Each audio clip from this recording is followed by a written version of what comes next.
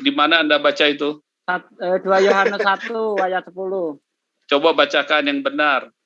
Iya. Bacakan dengan benar supaya jangan salah. Oke.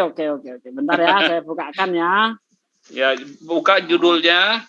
Judulnya apa? Nah. Ya. Iya. Saya suka tuh Bang kalau gitu. Iya.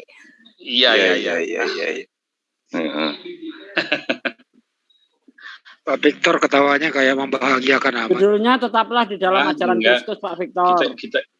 Kita tuh santai aja, karena kita kan berbeda keyakinan.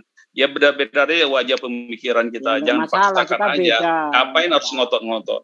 Oke. Iya betul Pak Victor. Kita beda keyakinan kok. Ya, kita beda keyakinan, hanya kita pengen belajar, pengen tahu kenapa sih menyembah manusia, kan begitu kata Mas Andi. Betul. Gak pernah saya ngomong itu, Pak. Kalau saya tanya, manusia yang mana orang Kristen sembah? Gak pernah Kan Yesus. Itu gimana tuh ayatnya, bisa dilanjut enggak itu? Ya, lanjut. Gimana tadi? Judulnya apa tuh? Judulnya tetaplah di pengajaran Kristus. Judulnya ya Yohanes berapa? Ya 2 Yohanes 1 ayat 10. Tetaplah di dalam ajaran Kristus judulnya. 2 Yohanes 1 ayat 10 ya.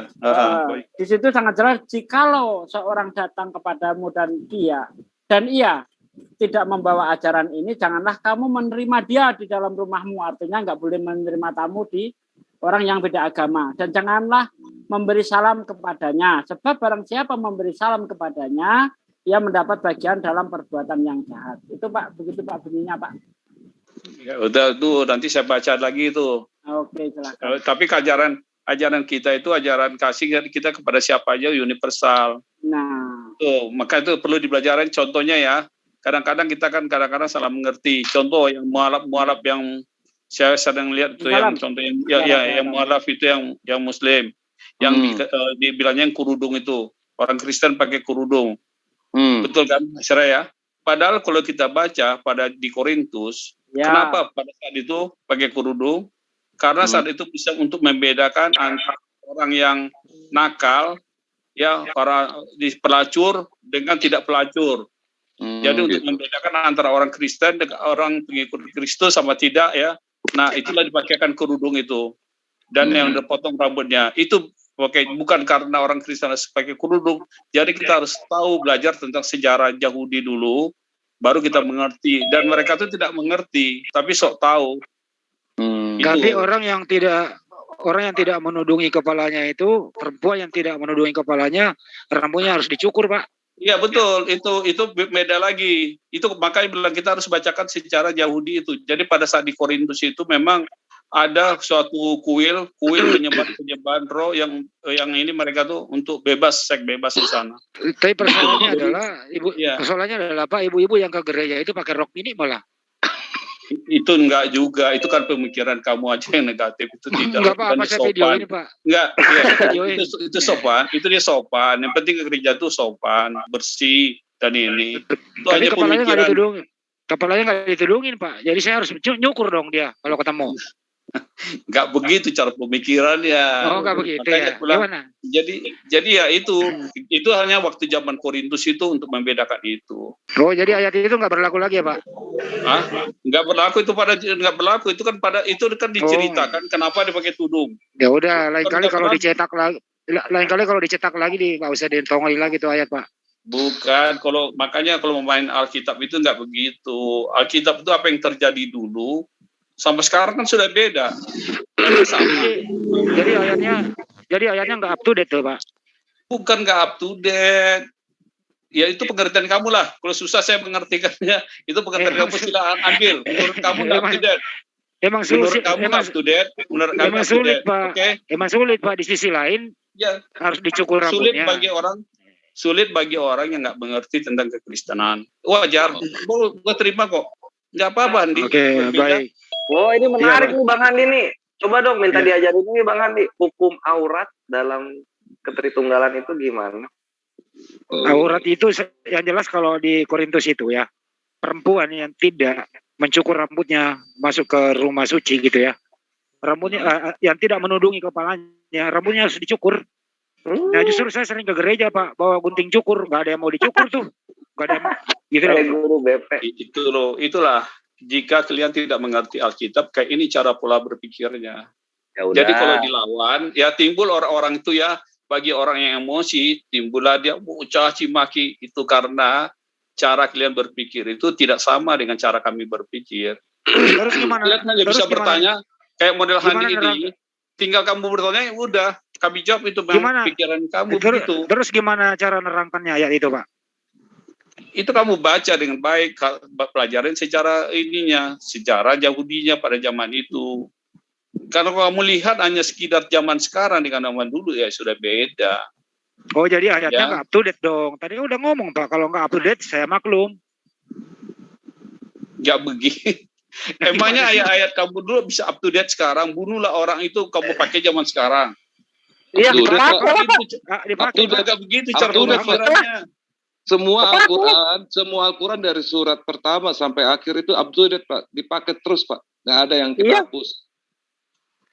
Iya, dipakai terus. Saya tahu dipakai. Sekarang Alkitab juga dipakai terus. Emang cocok dengan keadaan sekarang? Bentar, gini. Siapa namanya?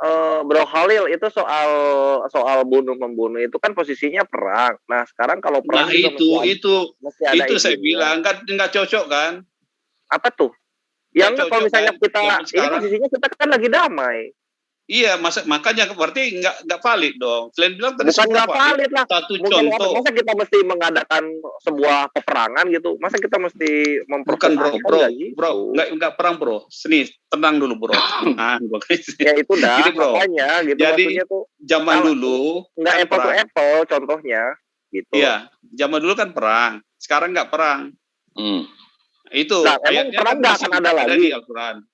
Begini.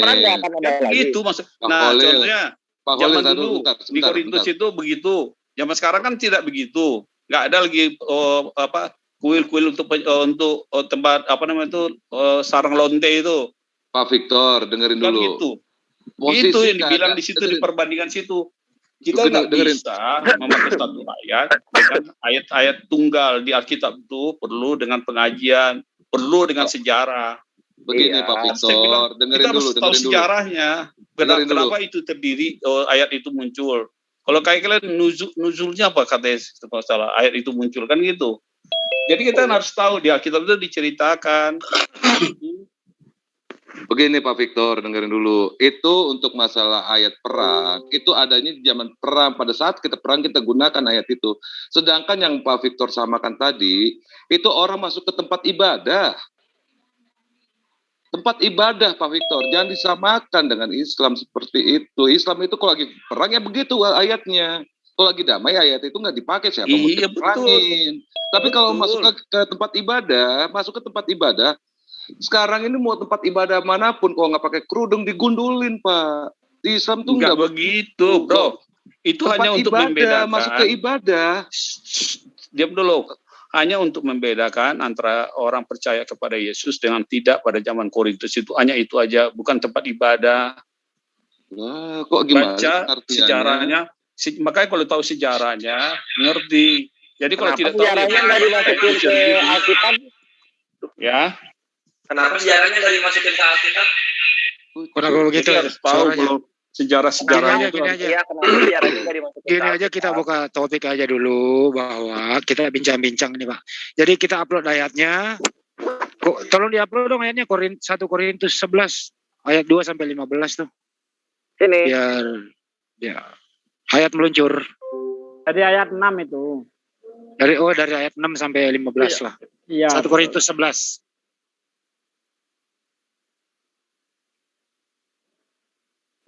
Kejadian 10:30 Mekah tuh. Intermezzo. Baca dari awal. Iya, 1 Korintus. Bacain aja dari awal. Dari awal bacain. 11. Ngapain dibaca? Baca sendiri aja. Nanti kalau ayatnya udah ketemu. Supaya ngerti. Ngerti Pak. Ya, itu dia tuh. Bapak baca Pak. Kalau Al-Quran saya yang baca. Gua aja yang baca. Jadilah pengikutku sama seperti aku juga menjadi pengikut Kristus. Suaramu gedein bagusin nih, mendem suaranya, Triun. Mendem. Cek sekarang, cek. Oke, mantap. Ya, jelas. Jadilah pengikutku sama seperti aku juga menjadi pengikut Kristus. Aku harus memuji kamu sebab dalam segala sesuatu kamu tetap ingat akan aku dan teguh berpegang pada ajaran yang kuteruskan kepadamu. Tetapi aku mau supaya kamu mengetahui hal ini, yaitu kepala dari tiap laki-laki ialah Kristus, kepala dari perempuan ialah laki-laki, dan kepala dari Kristus ialah ilah. Tiap-tiap laki-laki yang berdoa atau bernubuat dengan kepala yang bertudung menghina kepalanya. Zaman Yahudi ini ya. Tetapi tiap-tiap perempuan yang berdoa atau bernubuat dengan kepala yang tidak bertudung menghina kepalanya, sebab ia sama dengan perempuan yang dicukur rambutnya gitu. Wow. Jadi kalau masuk ke dalam rumah Tuhan tidak bertudung itu sama saja seperti botak. Ini maksud dari 1 Korintus 11 ayat 5 ya. Sekarang 1 Korintus 11 ayat 6. Ntar dulu. Kalau laki-laki masuk gereja pakai topi, nah itu menghina itu. Nggak boleh pakai topi kalau laki-laki. Nggak boleh. Makanya dengar ini caranya ayat ini keluar pada saat zaman Yahudi itu ada pelacuran untuk membedakan antara pelacur dengan orang pengikut Kristus itu tuh. Makanya ada itu bukan zaman sekarang. Zaman apa sih itu? Zaman ini kan bicara zaman itu. Zaman Korintus itu berarti tahun 30-an. Korintus. Itu surat Paulus untuk jemaat di Korintus. Bizantium. Iya, maksudnya di ayat ini tuh nggak ada membahas soal apa ya? Soal zaman di sini tuh. Iya, makanya kamu harus dengar. Itu surat Paulus ditujukan untuk jemaat Korintus. Jemaat Korintus sekarang ini yang namanya Athena. Saat hari ini kota Athena. Berarti satu surat Korintus ini nggak ada yang berlaku lagi zaman sekarang ya? Atau hanya ayat ini aja? Bukan atau begitu. Hanya perikop ini aja? Jangan Anda larikan kayak itu nujulnya itu cerita ayat ini pada zaman suratnya ke Korintus. Itu jelas kan? Bukan nggak berlaku.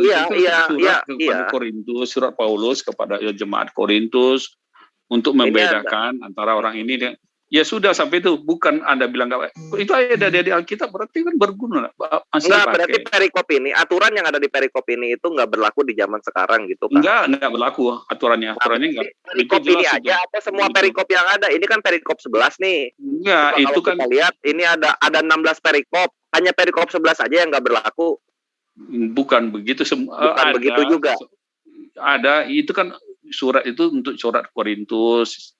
Tahu nggak ada ayat itu ditujukan. Jadi untuk pengertian Alkitab itu tidak bisa kita hanya membaca seperti kalian ini klaim yang banyak kalau di WA itu kadang-kadang sakit telinga dengarnya nggak ngerti tapi sok tahu. Nah itu kadang-kadang juga stres. Contohnya ada lagi kawan-kawan kalian tuh orang Kristen mencuri Tauratnya Yahudi, bilang Yahudi. Udah nggak Pak Peter, nggak usah jauh-jauh Pak, terangin dulu Pak. Itu apa sudah maksudnya? Tadi jelas. Itu kan contohnya saya bilang. Kalau laki-laki, sebentar Pak. Kalau laki-laki masuk, ini pernah saya lihat MCK. Lu udah keluar itu. Ini dengar. Saya pernah lihat MCK itu masuk gereja dia pakai topi. Satu. Nggak apa-apa. Kita mau pakai apa juga nggak jadi masalah. Berarti melanggar dong. Dia langgar dong ayat ini. Nggak ada melanggar. Kami kan bukan pakaian. Datang ke Tuhan itu bukan karena lihat pakaian. Nah ini. Bukan karena lihat dia pakai sendal. Nah ini ayatnya gimana Pak? Hati kami yang ini nggak ngomongin sendal Pak, ngomong tutup kepala antara laki-laki dan perempuan Pak. Pada saat itu untuk membedakan antara pelacur nggak pelacur supaya orang Kristen itu nggak diganggu bahwa ini pengikut Kristus. Hanya begitu. Yang disampaikan hanya begitu sejarahnya. Tahu sejarah itu dari mana sih? Kejadiannya. Dari mana sih tahu sejarah itu tuh? Makanya Anda nggak ngerti kita tentang Kekristenan. Makanya di mana tahu sejarahnya itu? Iya cari sejarah. Di mana sejarahnya? Di Kekristenan tahu. Mana lihat kitabnya? Aduh. Pak, sudah nggak usah berdebat, Anda. Pak Victor, sebentar saya. Kalau Anda nggak yakin. Satu-satu yang kebayangkan. Iya silakan itu siapa tadi ahli? Saya. Abu Muslim. Gini Pak Victor kayak dari ayat ini menghinakan banget deh orang yang sundal sama penjahat deh. Betul Sedangkan, sekali pada saat itu memang begitu. Iya kayak menghinakan mereka, betul kan? Padahal di dalam kitabnya Pak Victor sendiri dikatakan orang perempuan sundal dan penjahat itu pertama kali dia masuk surga loh. Aneh saya itu makanya. Itu kan beda ceritanya lagi, coy. Ya bukan gitu, beda. Kalau kalian gini, kan itu Pak Victor Yesus. Itu nih kitab Yesus suci sendiri kan Anda Tuhan. Loh. Yesus bisa mengampunin orang. Kok dia aneh? punya hak, kok dia berkuasa di bumi dan di surga, dia biasa menentukan itu. Kok kontradiksi dari ayat ini, yang ini berdalih-dalih. Kontradiksi. Saya bingung makanya. Loh, enggak kontradiksi. Kalian suka bilang kontradiksi tapi enggak mengerti. Dengar dulu. Ya, orang yang sundal yang dia menjadi Yesus itu, dia minta ampun sama Yesus. Dia minta pengampunan. Kalau ini kan tidak. Setiap orang, contohnya orang yang disalib Yesus, dia orang penjahat, tapi pada saat dia mau mati, dia percaya kepada Yesus, dia diselamatkan. Kan begitu. Nah, sekarang orang sundal masuk ke gereja itu dan diselamatin, itu kan pikiran kalian, wajar aja. Saya anehnya orang masuk ke gereja itu harus dibedakan, ini perempuan sundal, ini perempuan Kristus. Iya betul, pada zaman Korintus ya. Tempat ibadah untuk beribadah ke Tuhan kok dibeda-bedakan, aduh. Pada zaman Korintus iya. Pada zaman Korintus ya. Coba kita cari zaman Korintus ya. Coba cari deh Korintus, bingung saya makanya. Zaman Korintus. Pelacur gitu ya. Ya. Terlalu jauh mencari kesamaan Korintus, terlalu jauh. Ini aja dulu. Iya. Ini Lembaga Alkitab Indonesia dengan menggunakan sumber apa sehingga dia bisa menerjemahkan. Coba Saudara Victor jelaskan ke kita. Ayo. Sekarang kan Anda mempunyai kitab terjemahan. Nah, Lembaga Alkitab Indonesia itu mengambil sumber dari mana sampai dia menuliskan terjemahan? Silakan. Lembaga Alkitab Indonesia mengambil sumber dari bahasa-bahasa asli yang ada di Israel. Maksudnya? Bahasa Yunani, bahasa Perjanjian Barunya, bahasa Ibrani. Ada datanya yang bisa dipercaya. Jelas ada lah, kita kan punya. Nah, coba Anda buktikan. Bagaimana kemudian yang digunakan oleh lembaga buku Kristen itu menerjemahkan sebuah kitab. Bro, di lembaga Alkitab itu punya ahli-ahli sejarah. Iya, itu kalau orang semua bisa bicara begitu. Datanya mana? Buktinya mana? Kalian kan nggak ngerti. Ingat, Victor, ingat. Kitab kau itu sudah ribuan tahun silam. Apalagi Torah, apalagi kitab Tanakh, itu sudah 3.000 tahun lebih. Nah sekarang muncul kitab di Lembaga Buku Indonesia yang punya Kristen itu diterjemahkan, dan orang Kristen Indonesia asal imani saja, asal percaya saja, tanpa tahu sumbernya dari mana, hanya dengan modal mengatakan bahwa di Lembaga Alkitab Indonesia banyak profesor. Itu kan pemikiran. Nah sekarang sebagai orang Kristen coba Anda terangkan ke kita sumber yang dijadikan sebagai acuan untuk menuliskan terjemahan itu dari buku mana? Jul, dengar dulu Jul, jangan ngoceh terus Jul. Jul, kami itu bukan orang bodoh kayak kamu. Nah, kalau kamu bukan orang bodoh, coba kamu buktikan. Kamu mengimani menelan buku gospelmu itu sumbernya terjemahan itu dari mana? Kami punya terjemahan dia dari bahasa asli ya Jul. Bahasa Ibrani. Dari mana kamu bisa tahu itu dari bahasa asli? Karena pernah ada terjual di Indonesia ini gospel bahasa Yunani atau buku Perjanjian Lama dalam bahasa Torah, bahasa Ibrani ada di Indonesia? Ada. Di mana tuh? Pergi lo ke Lembaga Alkitab Indonesia. Ada. Di mana? Lu aja kurang. Lembaga Alkitab Indonesia ada di Salemba. Nah, terus dari mana bisa kamu tahu bahwa di situ ada kitab yang menggunakan bahasa Ibrani? Enggak apa-apa nih. Ini aku sudah ke sana. Aku sudah ke Israel.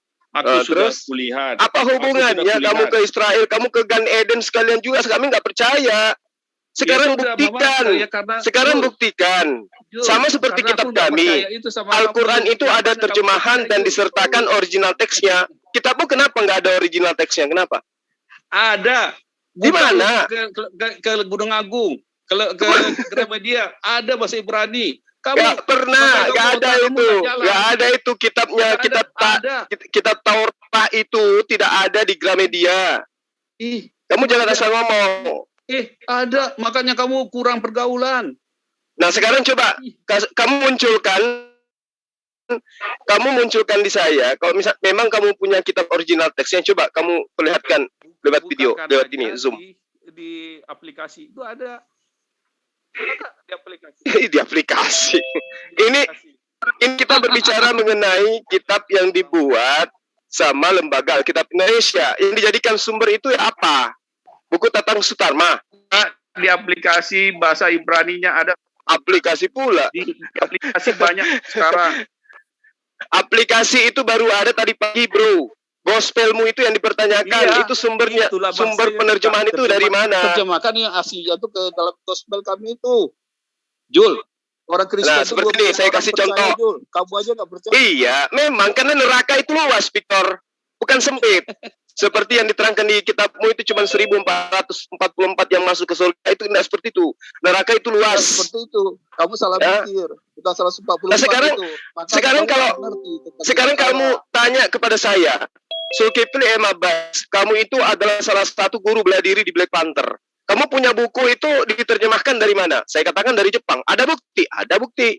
Diterjemahkan ke dalam bahasa Indonesia. Akurat dia. Orang-orang dari Jepangnya ada, pengantarnya ada, murid-muridnya banyak. Kami punya kitab juga ada. Nah, sekarang kamu punya kitab terjemahan Indonesia itu diambil dari saduran mana? Jul, kalau kamu nggak percaya sama Alkitab saya, nggak apa-apa, Jul. Biarlah kami yang percaya, Jul. Bukan saya nggak percaya. Otak kamu sampaikan ke saya. Nggak nyambung karena bukannya saya ini percaya atau tidak terpercaya. Kamu ngaku kuliah, kamu ngaku pernah ke Israel, kamu ngaku pernah ke Gan Eden. Nah, kebenaran apa yang ingin kamu sampaikan di sini? Bukan, saya sudah kamu petantang-petenteng. Siapa yang tidak percaya Yesus? Siapa yang tidak percaya Yesus? Yesus berkata, dari mana situ tahu? Kalau Yesus berkata, apa memang terjemahan itu sudah kayak gitu bunyinya? Sudah benar sama kami, Jul. Dari mana kamu bisa tahu? Bahasa Batak juga sudah ada Alkitab. Iya, saya ngerti bahasa Batak. Bahkan bahasa Roh juga ada kan? Ujung Pandang pun sudah ada maka sama Iya. Memang saya tahu. Nah, sekarang pertanyaannya dari mana mereka dapat sumber untuk menerjemah? Itu bahasa Torah, lebih dari Alkitab lah. Bahasa Ibrani. Kok kamu aneh? Dari Alkitab bahasa Ibrani. Dari mana kitab Ibraninya? Kok dari mana? Iya, dari mana? Dari Alkitab. Bahasa Ibrani itu kita punya, Jul. Bahasa aslinya, Jul. Mana buktinya? Mana ada di museum-museum di Israel juga masih ada, di Syria masih ada. Ya udah. Kamu dari dulu selalu nangis kayak gini, Victor. Biar yang lain yang lanjutkan. Silakan. Pernah nangis, itu bahasa gua itu, Jul. Udah. Kamu gak usah nangis. Gua tuh orangnya, Jul, sama kamu tuh udah biasa, Jul. Karena kamu nggak mengerti Alkitab, ya sudah nggak apa-apa. Nah, itu selalu bilang saya nggak ngerti Alkitab. Nggak ngerti kamu sama sekali. Nah, sekarang saya minta nama Alkitab aja dulu deh. Kamu definisikan Alkitab itu kamu ambil dari mana? Ini untuk menguji keotentikan kitabmu. Atau pakai bahasa Inggris? Terserah. Pokoknya saya minta kalau kamu jabarkan secara. Ayo. Alkitab itu kok bisa? Gitu. Alkitab itu apa? Kamu Alkitab itu kok bisa masuk ke dalam nama buku sampul yang terjemahannya entah dari mana datangnya? Coba kamu berikan kaidah bahasanya kok bisa jadi Alkitab? Coba. Jawab pertanyaan saya. Alkitab itu bahasa apa? Kamu nggak usah seperti anak kecil. Kamu udah tahu Alkitab itu bahasa Al-Quran. Bahkan itu adalah nama lain daripada Al-Quran. Jul, malu kamu, Jul. Kenapa namanya? Al-Quran ada 700 tahun yang lalu Alkitab iya, ada. Saya ngerti.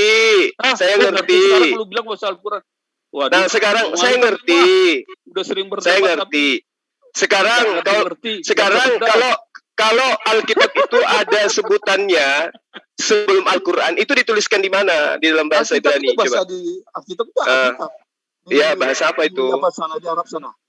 Iya, nah sekarang kamu tunjukkan di dalam kitabmu bahasa Ibrani yang menunjukkan kata Alkitab.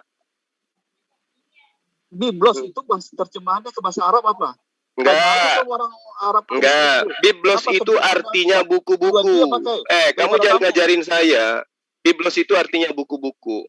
Sekarang kalau Biblos diterjemahkan ke dalam bahasa Indonesia, itu apa namanya? Kamu itu, Jul. Dulu kan orang Kristen memakai nama Alkitab. Dengar kamu tuh.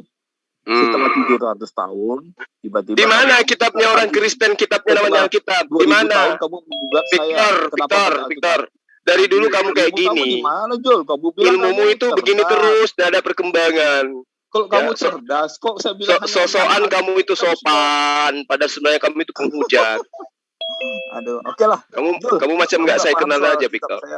Sekarang saya tanya sama kamu. Soal kata Alkitab itu di dalam bahasa Ibrani sebagai sumber daripada kitabmu yang kamu katakan itu terjemahan itu di mana? Di ayat berapa? Surah apa? Kitab mana? Alkitab itu.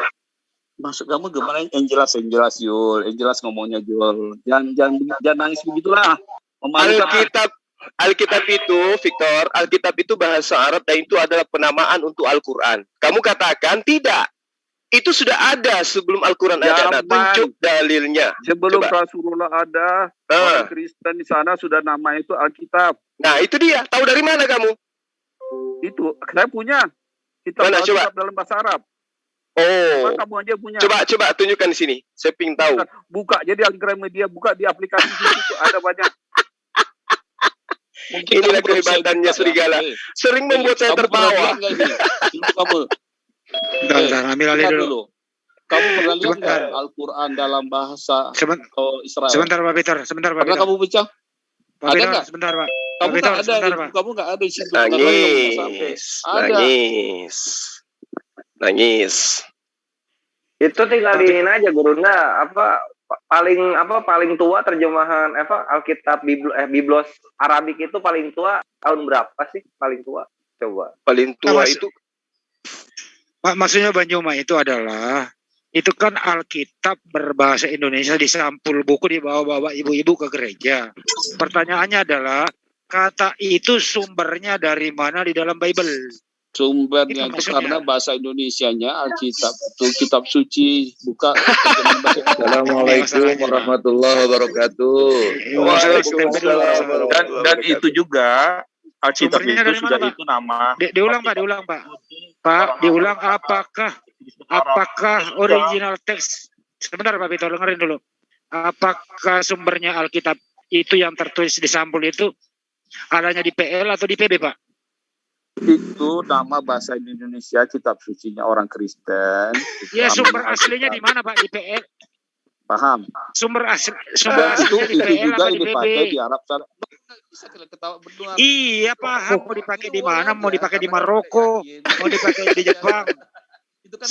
Menurut Banjuma, saya luruskan nih. Menurut Banjuma, itu ngambilnya di mana, Pak Peter? Di PL atau di PB? Bang Andi, bentar ya. Ya, Bible dalam bahasa Arab itu tertua tahun 825 Masehi. Itu Kodeks Sinaiticus yang ada tulisan Bismillah. Jadi sebelum adanya Islam nggak ada Bible berbahasa Arab. Nggak ada, makanya saya tertawa. Kok nggak ada? Oh, Kristennya di Suriah, Kristennya di Arab. Ayo, kodek apa namanya? Kodek apa namanya? Tunjuk. Jangan asumsi. Lanjut. Makanya Tritunggal Cabang Melayu ini keterbelakangan soal sejarah. dikiranya Alkitab atau bukan Alkitab, dikiranya Biblos Arabik itu udah ada dari tahun 3, tahun 1, enggak gitu. Iya. Dia pikirnya Alkitab itu bahasa Arab, itu masalahnya. Saya mau dikasih tahu itu. Kalian nggak ngerti. Alkitab kitab suci, Kitabul Kudus baru. Nggak begitu. Oke, kembalikan ke Banjuma berdua lagi. Kembalikan ke Banjuma berdua, monggo. Nggak, karena kalian nggak ngerti sejarah, ya jadi begini. Nggak ngerti sejarah. Kamu sendiri ngerti sejarah dari mana? Apa nama buku kitab sejarahmu? Matius, Markus, Yohanes, ya kan? Enggak itu. Dari mana sumbernya? Lembaga Alkitab Indonesia. Lembaga Alkitab Indonesia menerjemahkan dengan menggunakan sumber kitab apa? Kitabnya Musa. Tahu kamu? Hah? Apa yang terjadi dengan Al-Quran kamu 1924? Tahu nggak kamu? Oh, nggak tahu rupanya. Apa yang terjadi? Coba. Saya ingin tahu. Khalifah Utsman nanti kamu nggak ngerti. Coba. Kamu terangkan coba. Tapi ingat ya, segala sesuatu yang kau katakan tentang kitabku akan menjadi sebuah pertanyaan buat kamu. Coba kamu. Sebelum lo jawab, itu 1924 kamu ngerti nggak apa yang terjadi? Victor. Victor, lu lihat nih, lihat nih. Mount Sinai Arabic Codex was created in tahun 860. Ngerti gua sudah, Sinaiticus sudah ngerti gua. Bukan sudah ngerti gua Sinaiticus. semua itu. Enak ya, Al-Quran lebih tua daripada Biblos Arab. Apalagi yang Melayu. Itu intinya. Ketawa nih ya. Ketawa nih ya. Kamu bacanya itu. Sekarang lu jawab, dengar. lu jawab tuh. Yakin nih ya. Tahun 300 aja, waktu konsili Sinea, itu sudah ada Alkitab. Tapi belum ada pengalaman jangan ngibul. Adu data, jangan adu asumsi yo, adu data. Saya tanya, jangan abad lalu. Saya tanya tentang lembaga Alkitab Indonesia menerjemahkan ke dalam bahasa Indonesia itu sumbernya apa? Itu aja kamu kencing. Enggak kok kencing. Gimana kau cerita abad ketiga? Kamu aja nggak mau terima. Dari mana kamu bercerita tentang abad ketiga? Sementara lembaga Alkitab Indonesia sumbernya dari kitab mana? Dia menerjemahkan ke dalam bahasa Indonesia. Kitab Ibrani. Gimana sih? Halo, bisa saya masuk? Jangan sampai berulang-ulang saya kasih sumbernya dari kitab. Dari mana kamu tahu? Mana buktinya? Dari mana? Sekarang ada buktinya. Sumbernya Ibrani. Ya udah motor aja. Udah. Ya udah. Enggak, lu bilang sumbernya dari hantu deh, terserah lu. Lah memang hantu. Kalau tidak ada bukti. Kalau cuma mengatakan dari Ibrani, itu kambing juga bisa ngomong kayak gitu. Iya, dari Bengkulu kali, terserah lu lah ngomong dari mana. Nah, itu baru benar. Kalau kamu mengatakan dari Ibrani, bahasa Ibrani, kitab berbahasa Ibrani itu tahayul namanya karena memang tidak ada. Udah terserah lu. Itu enggak apa-apa. Itu bukan terserah, itu fakta. Itu enggak fakta, itu pendapat lo. Kami selamat lulus bicara sendiri. Nah, bantuin nih. Bantuin nih, Pak Pipo. Bantuin teman lu nih. Halo, bisa saya masuk. Itu kan menurut pendapat kamu. Lo itu bukan pendapat, itu fakta. Iya, fakta ya dari Bengkulu lah. Ya itu, itu cuma asumsi kamu. Orang juga mau bilang, orang juga bisa bilang, oh kitab itu diterjemahkan dari bahasa ini, bahasa itu. Mana buktinya? Kok nggak ada, Jul, daripada lembaga kitab Indonesia. Kalau kamu punya ilmu, kamu menjabarkan, bukan hanya mengatakan dari bahasa Ibrani.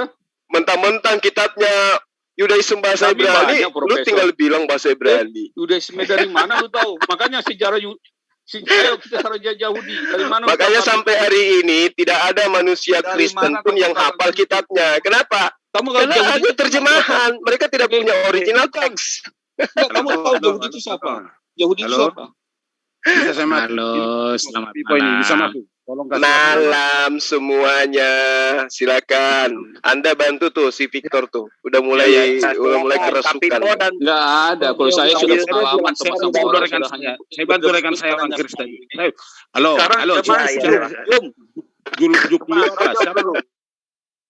Sebentar satu-satu, diatur Mas Triun yang mau bantu sebutkan nama dulu sopan.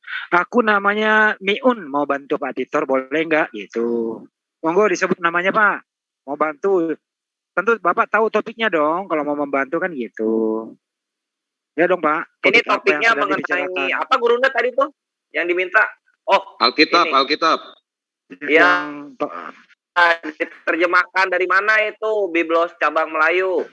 Ya itu topiknya. Topiknya adalah dari mana lembaga Alkitab Indonesia memperoleh informasi sehingga menerjemahkan ke dalam bahasa Indonesia. Saya ulang. Dari mana lembaga Alkitab Indonesia mendapatkan info atau memperoleh data untuk menerjemahkan ke dalam bahasa Indonesia. Yang mau membantu Pak Victor, monggo sebutkan nama, silakan berbicara.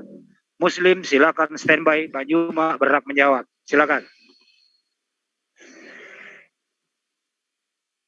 Halo? Tadi siapa, Vivo duluan atau saya? Saya Yusuf ya. Ya, duluan aja. Ya.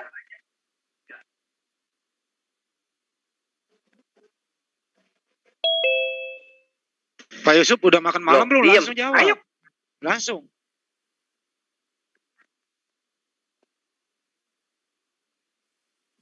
Yusuf Manubulu begini kok ngomongnya, diam aja. Dia sudah ngomong itu, Bang. Oh, pakai mana gua ngerti kalau bahasa roh. Iya.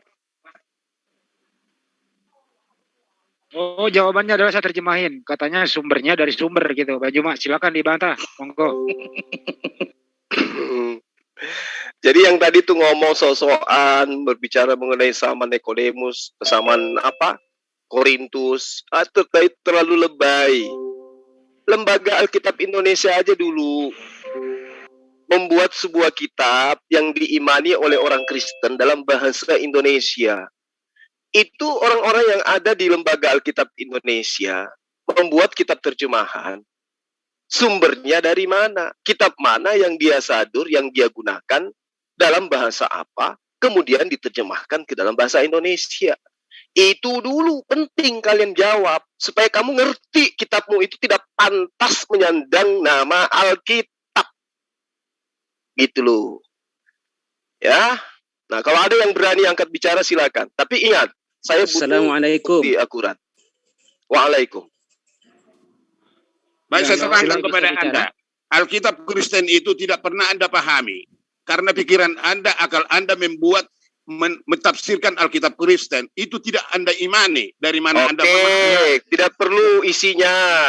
Sumbernya dulu kitab Anda itu dari mana sampai diterjemahkan ke dalam bahasa Indonesia. Jangan kesurupan dulu.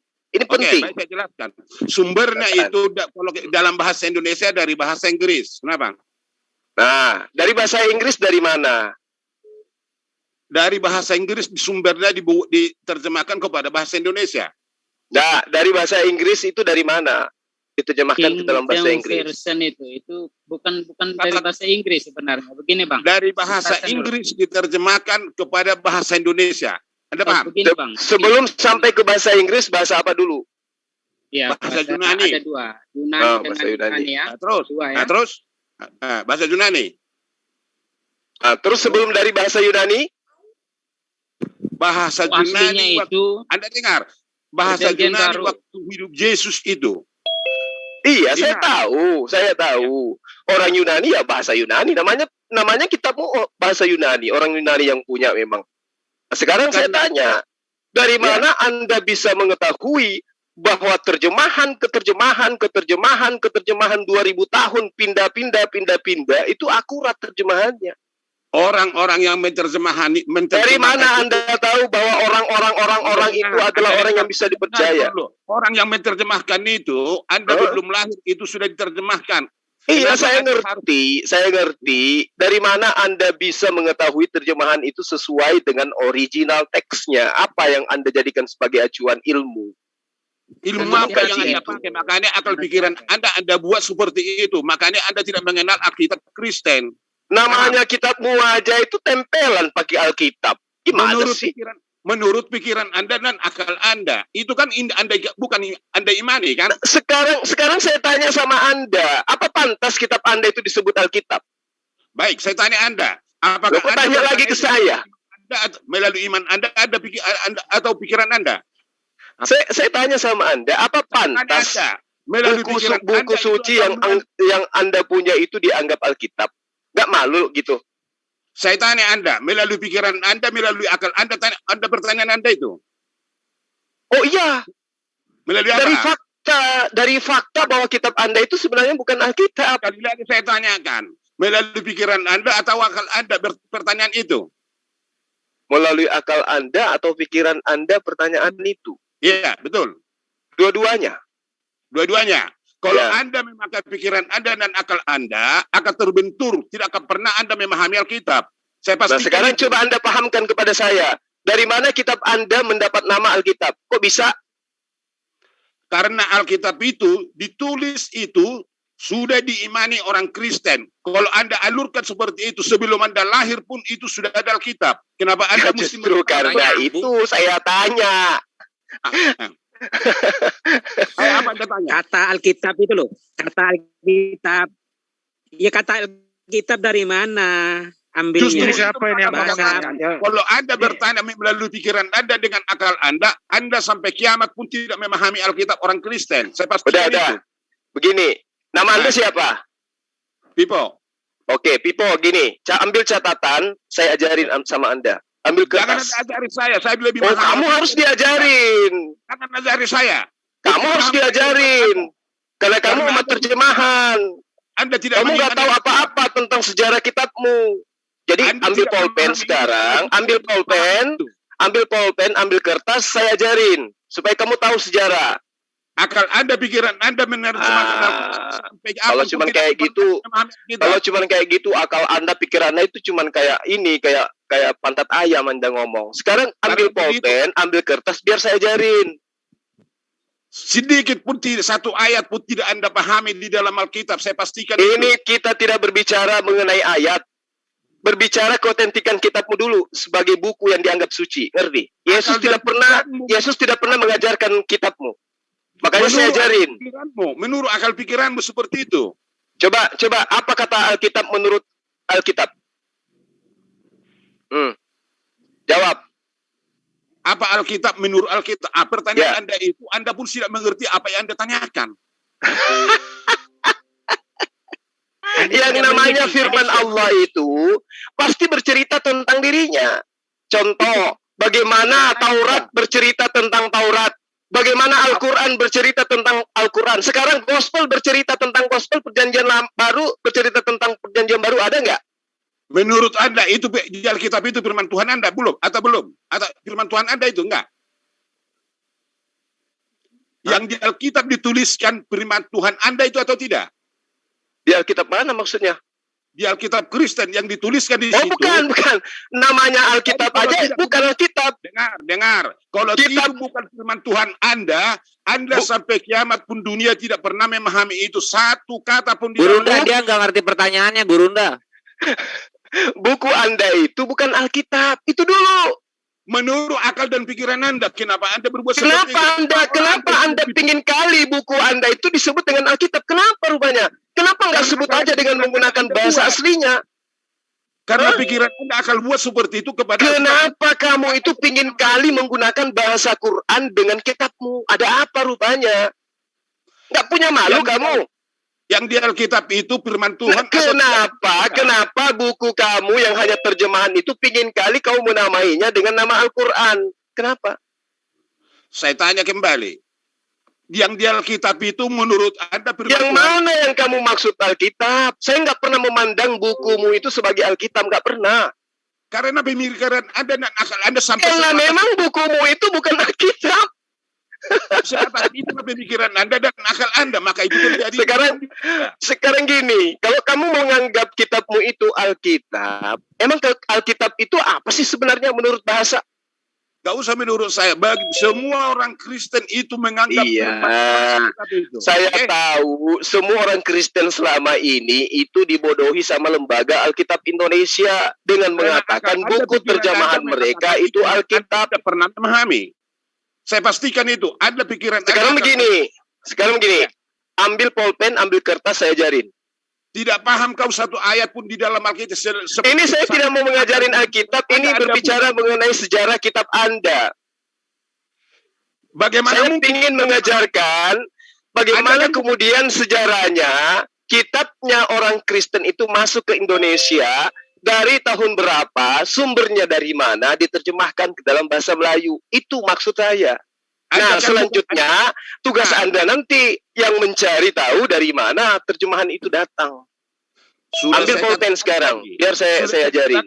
Itu Alkitab, dia bahasa Indonesia yang ada di tangan orang Kristen. Terjemahkan dari bahasa Inggris. Bentar, Pak Vivo, mungkin istirahat dulu Pak Vivo supaya bisa mencerna pertanyaannya, biar Pak Yusuf mencoba menjelaskan tuh. Silakan. Iya, Pak Yusuf juga terhitung kok. Yuk, dari Pak Yusuf. Dia? Mualaf. Dia terhitung dia. Teman sendiri kok dituduh. Silakan dijelaskan itu. Kenapa itu? Siapa? Halo. Ini Pak Vivo Bros. Oh ya, Pak Vivo ya. Bukan ini hanya sekedar dengan Bang Suma ini kami sudah biasa diskusi. Ya begini Bang Suma. Ketika pengertian. Suara Pak Vivo tolong dibesarkan dikit Pak Vivo. Halo, ya udah besar. Oke, silakan. Ya, begini, Pak Yusuf suaranya dibesarkan Pak Yusuf. Oh, besarkan, kurang besar lagi ya. Sudah habis besar nih loh. Ya udah dinaikin aja suaranya. Sudah. Nah, sudah dengar? Lanjut. Oke, begini, ketika hanya masalah penggunaan kata, ketika Alkitab dipermasalahkan hanya dengan pengertian bahwa orang Kristen tidak mengerti. akan apa arti Alkitab. Dijelaskan. Anda Kristen, maaf dulu. Anda Kristen? Iya, saya Katolik ya Pak Vivo. Oh, Katolik. Oh, silakan. Ya begini, saya jelaskannya begini.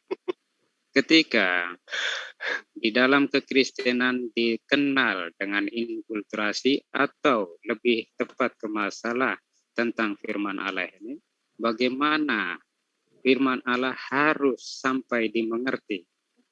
Kurang besar, volume besarkan dulu, bro.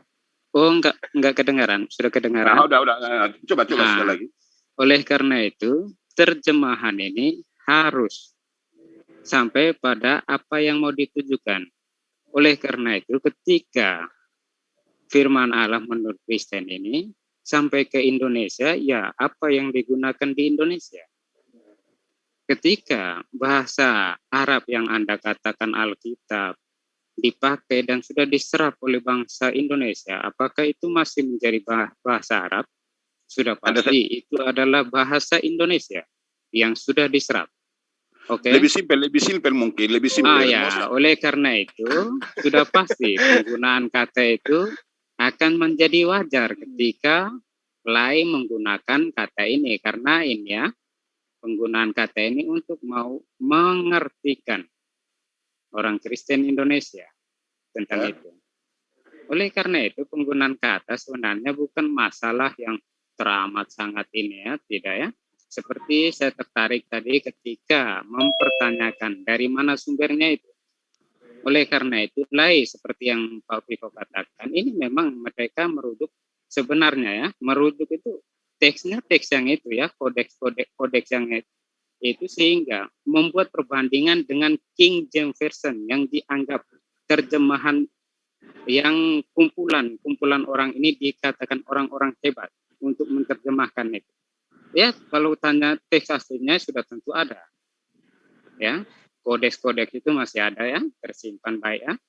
Jadi kalau mengatakan bahwa kekristenan tidak mempunyai teks original, bagaimana ini? Memangnya kami ambil dari mana? Nah, itu dia. Bukan. Terus dulu. Tidak. Bahkan ini adalah yang dikatakan paling mendekati ya kekristenan. Bisa dikatakan papirus 52 mendekati zaman penulisan. Oke? Oke. Sekarang udah ya. Tentang Yohanes Laut Mati itu bahkan kekristenan mengumpulkan bahkan boleh dikatakan 2.200 tahun yang lalu. Di mana ini bisa inilah kehebatan kekristenan dalam pengumpulan manuskrip yang dia punya. Kalau kita bandingkan secara fair ya. Bahkan Islam kapan Anda mempunyai itu? Jika kita runut kepada nggak usah melebar kepada Islam. Oke. Nggak usah kalau Anda memahami Alkitab, alur dari Alkitab itu terjadi, kan itu Mas Anda Nah, sekarang Anda berdua, saya pingin jawaban dari Anda berdua. Lembaga Alkitab Indonesia itu kapan didirikan? Tahun berapa? Nah, itu. Jadi, teruskan dulu. Anda sebagai Katolik kan? Kalau Katolik saya tadi bilang ambil pulpen dan kertas, Anda nggak mau. Anda tidak memahami itu, Juma. Anda tidak memahami sedikit pun di dalam Alkitab. Jangan Anda bicara dulu, diam dulu ya. Oke. Siap, Bos. Tentang berdirinya Lai sendiri ini kan lembaga Alkitab Indonesia yang waktu itu dominan dipelopori oleh kaum denominasi ya. Oleh karena itu kekatolikan lebih kepada singkatannya bukan Lai tapi lembaga ada satu lagi itu yang ini, tapi secara persis tahun berdirinya saya nggak persis tahu ya, karena ini berhubungan lebih kepada mungkin Pak Vivo tahu ya. Karena ini ambil kertas sama pulpen saya ngajarin. Karena ini bukan hal yang ini juga, karena Lai Katolik juga sekarang ini menumpang pada Lai. Kurang besar volumenya, Bos. Besarkan sih Katolik sendiri pun sekarang ini menumpang pada Lai dalam hal terjemahan ini karena mungkin masalah mungkin di ekonominya itu, mungkin karena pembahasan itu.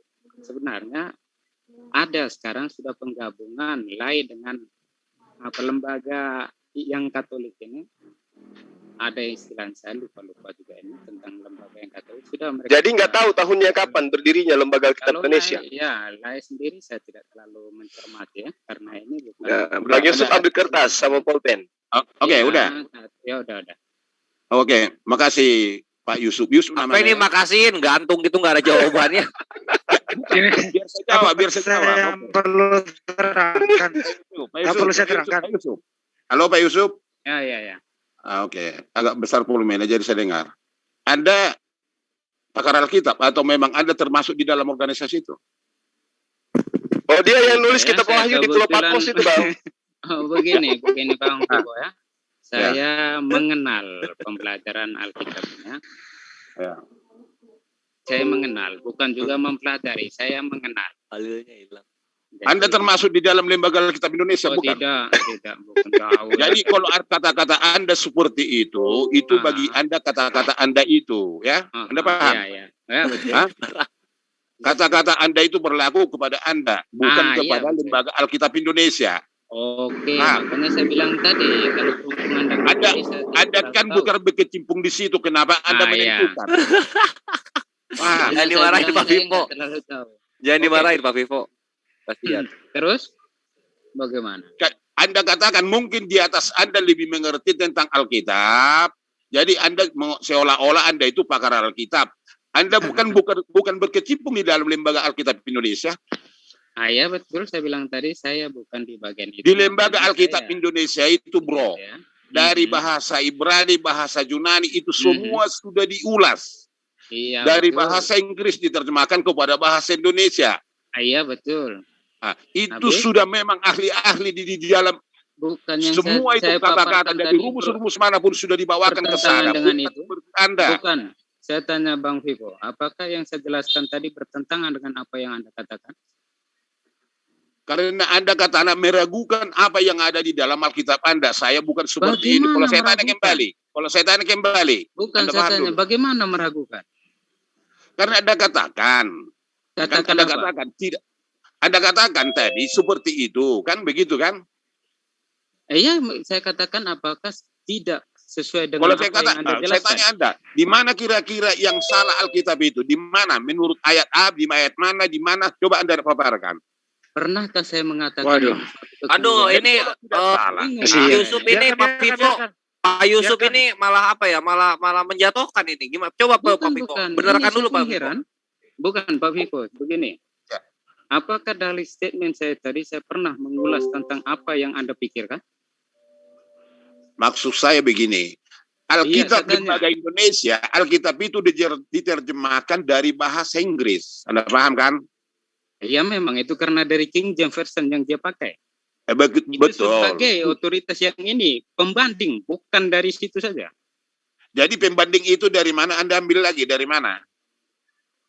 Ya jelas dari teori kodeks itu yang terutama mereka. Iya, kodeks isu Alkitab Indonesia itu, lembaga itu kodeknya enggak ada. Iya jelas ada di Vatikan. Bagaimana jadi mereka kalau ada, menurut Kristen itulah yang paling akurat dan otentik. Paham? Jadi? Itulah paling akurat dan otentik. Dan itu pun pakar-pakar di dalam bahasa Ibrani, bahasa Yunani, bahasa Inggris. Bukan, Anda mengatakan dari bahasa Inggris. Bagaimana pakar-pakar bahasa Ibrani dengan Yunani? Jangan lebih so tahu dari Katolik, Pak Vivo. Anda dengar dulu. Anda dengar dulu, bukan, saya dengar. Coba begini, dengar baik. Apa hanya Anda yang tahu bahasa Ibrani? Bukan, ketika statement Anda mengatakan bahwa lain menggunakan bahasa Inggris, terutama King James Version di sini. Apakah bagaimana Anda mengatakan di situ kumpulan semua orang pakar Ibrani dan Yunani? Apa hubungannya King James Version dengan itu? Pak Yusuf ini murid saya Pak Vipo. Murid saya ini Pak Yusuf. Begini, itu bahasa Yunani itu Alkitab itu ada. Lalu diterjemahkan kepada bahasa Inggris. Iya, saya katakan tadi. Iya, di mana salahnya? Yang saya katakan tadi di mana salahnya? Yang kritik, yang Anda kritik sekarang itu di dalam bahasa Indonesia Alkitab itu yang mana Anda kritik? Kan nggak ada kan? Apa yang saya kritik? Nggak ada. Kamu mengerti penjelasan saya tidak? Ada yang Anda kritik. Apa yang saya kritik? Oke, berarti itu Pit, itu benar-benar firman Tuhan. Setuju atau tidak? Bukan, saya lihat Anda bingung dengan apa yang saya jelaskan. Anda yang bingung, Gimana bukan saya. Pertanyaan saya Anda jawab dulu. Bukan, saya tanya apa yang saya kritik tentang Alkitab. Pak Yusuf ini Pak Pipo ngalihin perhatian emang. Tidak. Ini saya tanya. Kalau itu tidak ada bertentangan menurut iman Anda, kalau itu tidak bertentangan dengan menurut iman Anda, berarti tidak ada yang dipersoalkan di situ kan. Beta otentik lah itulah yang dimana orang Kristen. Anda itu Kristen atau saya tidak? Jelaskan tadi. Ya. Makanya saya jelaskan tadi. Anda dengar tidak saya jelaskan tadi? Iya. Kok bisa sampai mengatakan saya mengkritik? Stop dulu. Kayaknya perbedaan denomini nggak ada habisnya. Tidak. Biarkan saja. Bukan, Bang Andi, bukan gini. Ini soalnya Pak Vivo itu menyalah-nyalahkan Pak Yusuf. Supaya dia ngerti bahwa mereka sudah ditipu oleh lain. Biarin aja, ngapain kita yang sibuk? Kasih panggung berdua. Iya, ini disaksikan loh sedunia. Supaya Bang Vivo ini memahami ketika saya jelaskan dia mengerti. Yang dia jelaskan juga pengulangan dari apa yang saya jelaskan. Bagaimana saya mengkritik? Heran saya. Nah, terus? Iya, terus bagaimana? Saya pun heran dengan apa pendapat Anda saya mengkritik. Jangan heran Anda, jangan heran. Begini, senang kita bicara. Senang kita bicara, oke? Jadi apa masalahnya? Berarti tidak ada masalah nih kalau bahasa Indonesia sekarang. Ada dengar sedikit. Kalau bahasa Indonesia sekarang dari 1 Musa sampai Wahyu yang saya pegang, menurut Anda itu bagaimana? Maksudnya? Ya. Maksudnya apa? Alkitab yang diterjemahkan Lembaga Indonesia, yang saya pegang sekarang, menurut Anda, iman Anda, akal Anda, pikiran Anda, bagaimana itu menurut Anda yang saya pegang? Saya sebagai seorang Katolik yang mengenal pembelajaran ini mengatakan ada beberapa hal yang keliru diterjemahkan. Yang mana contoh? Salah satu contoh anak. Anak ya terus? Oh iya terus. Itu perbedaan penggunaan kata sebenarnya harus diterjemahkan kepada putra ya. Karena di situ sudah jelas. Bahasa Yunani sudah jelas. Salah satu contoh, itu salah satu. Tentang Eva. Oke. Saya pahami yang Anda katakan, saya pahami. Anda katakan anak dengan putra gitu kan? Jelas. Baik. Salah satunya. Oke, salah satunya, baik. Saya setuju dengan itu. Kalau anak dengan putra, kira tujuan kata-kata itu kira-kira pada intinya, apa itu mengganggu kira-kira? Iya, jelas beda. Pemaknannya akan bukan soal beda yang saya tanya. Putra dengan anak, Anda katakan seperti itu. Saya terima dulu itu di dalam yang Anda tanyakan. Itu agak mengganggu mungkin. Kira-kira itu menuju sesuatu apa kira-kira? Iya, karena anak tidak memberi penekanan yang tepat pada pentransferan kata itu. Bukan itu, hasilnya yang saya tanyakan, Bos. Iya. Anak dengan Pak putra. Vivo didengerin dulu, Pak Vivo. Ini Katolik paham Alkitabnya. Paham sejarahnya, dengerin dulu. Anak dengan putra, kira-kira tujuan kata-kata itu, kira-kira apa menurut Bapak yang menjadi janggal di dalam pemikiran Bapak? Begini, kalau anak dalam rumpun bahasa Indonesia ini banyak mengandung arti ya. Bisa dari anak perempuan, bisa dari anak laki-laki. Jadi maknanya mengambang.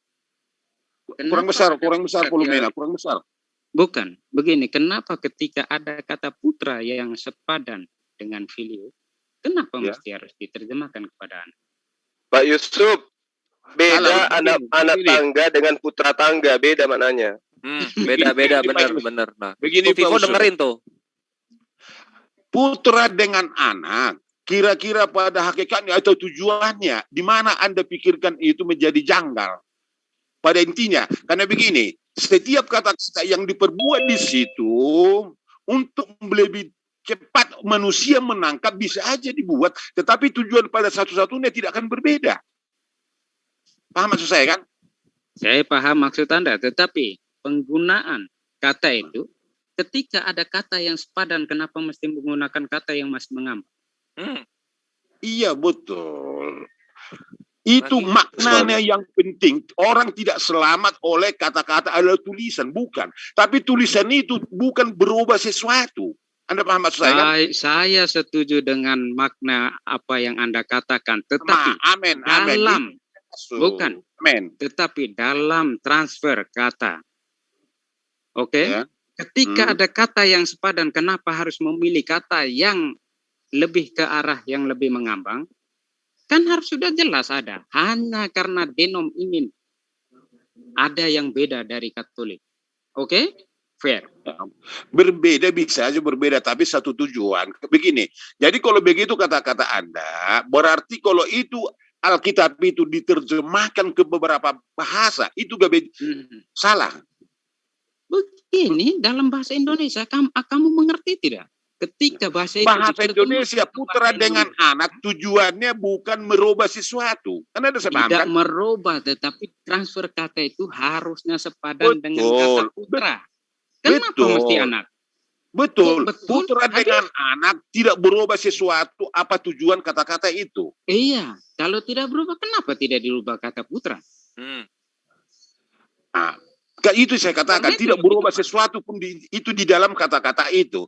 Jadi kalau tidak berubah dengan kata-kata itu berarti begini, mudah orang memahami dibuatlah seperti itu karena kebiasaan orang mungkin anak lebih dekat lebih mengetahui. Karena yang mendengar ini orang nggak sekolah pun, orang apapun begitu kan. Banyak yang mendengar firman Tuhan ini. Jadi diperjelaskan, dibuat sedapat mungkin untuk menangkap manusia itu lebih mengetahuinya. Tapi tujuannya tetap satu. Tidak berubah apa-apa. Tujuan tetap satu, betul. Baik orang tidak sekolah dengan orang sekolah pun, putra dengan anak pasti orang tahu. Kalau dia orang Indonesia. Ya. Sudah jelas kata ini lebih sepadan kepada putra. Kenapa mesti diterjemahkan kepada anak? Jawabannya tadi udah saya katakan kan, tidak akan berubah itu pada intinya. Betul. Tetapi kenapa harus seperti itu? Karena begini. Kenapa mesti ke anak? Supaya lebih jelas, lebih menangkap orang yang mendengar barangkali. Tapi tidak salah kan? Bukan masalah tidak salah. Tetapi kita harus lebih fair di sini ya. Untuk dapat mengerti bahwa bagaimana terjemahan itu akan membawa, ini belum makna yang mau diterjemahkan kepada apa ya, tentang kata gereja, tentang kata ini yang kelihatannya lebih dekat ke arah ini karena apa? Pengalihan agar supaya kelihatan berbeda dengan kata. Oke? Itulah tadi yang saya katakan. Di dalam lembaga Alkitab Indonesia itu kata-kata itu untuk memudahkan orang lain menangkap atau kebiasaan barangkali karena perubahan zaman, tetapi maknanya tidak akan berubah apa-apa, kan tidak masalah kan? Bukan masalah itu yang saya tekankan. Saya sudah katakan maknanya akan sama, tetapi ketika ada kata yang lebih sepadan, kenapa memilih kata yang mengambang? Saya sudah katakan tadi.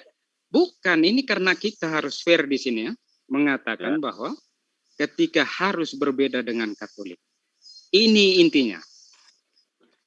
Begini, Anda berbeda dengan saya, menurut Anda? Itu karena memang denom sekarang ini ingin berbeda dengan Katolik. Kalau Anda berbeda dengan saya, biar saya paparkan. Anda berbeda dengan saya Protestan. Saya Katolik, memang jelas beda. Jadi Anda berbeda? Beda. Dengan saya? Beda. Betul. Jadi kalau Anda berbeda dengan saya, kenapa Anda paksakan itu harus putra?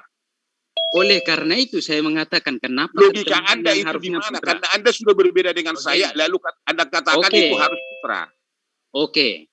Sekarang terjemahan itu lebih tepat kemana? Menurut Anda, karena pemahaman Anda kan Anda katakan tadi Anda sudah berbeda dengan saya. Iya, memang betul. Perbedaan itu makanya jangan Anda pertahankan argumen Anda itu menjadi argumen harus berlaku di pada Protestan. Ini emang watak Protestan ini ngebantah terus ya Pak Yusuf ya? Bukan seperti itu. Tetapi Anda ketika saya paham, sangat paham dengan apa yang Anda katakan. Ketika kalau Anda sudah memahami itu, transfer kata yang sudah ada sepadannya dengan kata itu, maksudnya lebih ke arah itu, kenapa mesti memilih hanya untuk kelihatan berbeda? Ini yang harus Anda refleksikan. Sudah saya katakan tadi berulang-ulang, supaya orang yang mendengar lebih dapat menangkap, lebih mudah mencerna di dalam pikiran dan iman dia. Sementara Anda katakan itu sudah berbeda dengan Anda. Kenapa Anda katakan harus sesuai dengan pikiran Anda dan alat Anda? Ya, kata-kata itu tidak berubah apa-apa pun, kata tetap putra dan anak satu tujuan. Simpel kan? Bukan simpel, ini masalah terjemahan yang sudah harusnya kata ini sudah sepadan. Kenapa mesti diambil kata yang kalau diterjemahkan dengan satu tujuan? Tidak karena itu. Kalau kata putra tidak ada di Indonesia, mungkin kita menggunakan kata anak. Begini, paham? Putra itu apa? Manusia bukan? Menurut Anda, di situ di Alkitab itu. Sudah, kita lanjutkan saja ke ini. Karena begitu. Jadi, Pak Yusuf, jangan dikasih menang, Pak Yusuf, mesti dijelasin putra itu apa. Bukan, enggak usah lah, karena saya lihat ini nanti. Bukan, maksudnya soalnya Vivo ini agak bebal tuh, lihat dia merasa menang. Dia merasa menang kalau misalnya menggunakan kata anak, Pak Yusuf. Kalau menang kalah ini mereka pasti harusnya tahu. Ketika Pak Yusuf, kita berbicara, Pak Yusuf itu Katolik sebentar. Tua. Maju terus Pak Yusuf. Enggak, mungkin dari suaranya Vivo lebih tua dari saya. Ya, kita lanjutkan tadi pembahasan dengan Bang Zuma. Ya, gitu ya. Silakan Bang Zuma. Ya, Gurunda, silakan Gurunda. Dikembalikan dulu pertanyaannya Bang Zuma. Kapan lembaga Alkitab Indonesia itu eksis di Indonesia? Itu pertanyaannya tadi nggak dijawab. Silakan. Iya, itu kan Bang Vivo nanti. Bang Andi, bisa sebentar aja. Trion, tolong cek WA saya dan saya Trion. Hilang, suara hilang. Gurunda Zuma, Tafadol. Trion. Jadi tadi Iya, Pak Bang P. Lanjut. Bang Zuma lanjut. Bang Pipo masih ada? Ada. Saya hadir. Ya, jadi tadi ini yang kita dengarkan ini beberapa menit ini doktrin dan dogma lagi perang ini ya. Enggak lah, hanya sekedar bukan itu. Perang, bukan perkenalan. Kami diskusi. Anda jangan memutuskan perang. Betul. Betul Pak Vivo ya. Boleh dibetulin Pak Yusuf. Jadi yang saya tangkap begini, antara Pak Vivo dengan Pak Yusuf ini, masalah Bible mereka belum klop. Maka wajar kalau Akhi Zuma mempertanyakan itu semua. Lanjut. Ya. Jadi kaitannya dengan siapa tadi? Pemicunya tadi si Victor ini. Kabur dia ya. Udah nggak ada, lanjut banyak Bang. Udah di sini ada saya dengan Pak Vivo, kelihatan bagus ini Pak. Ya. Vivo. Tadi itu bercerita tentang Lembaga Alkitab Indonesia. Terus menerjemahkan kitabnya ke dalam bahasa Indonesia, itu sumbernya dari mana?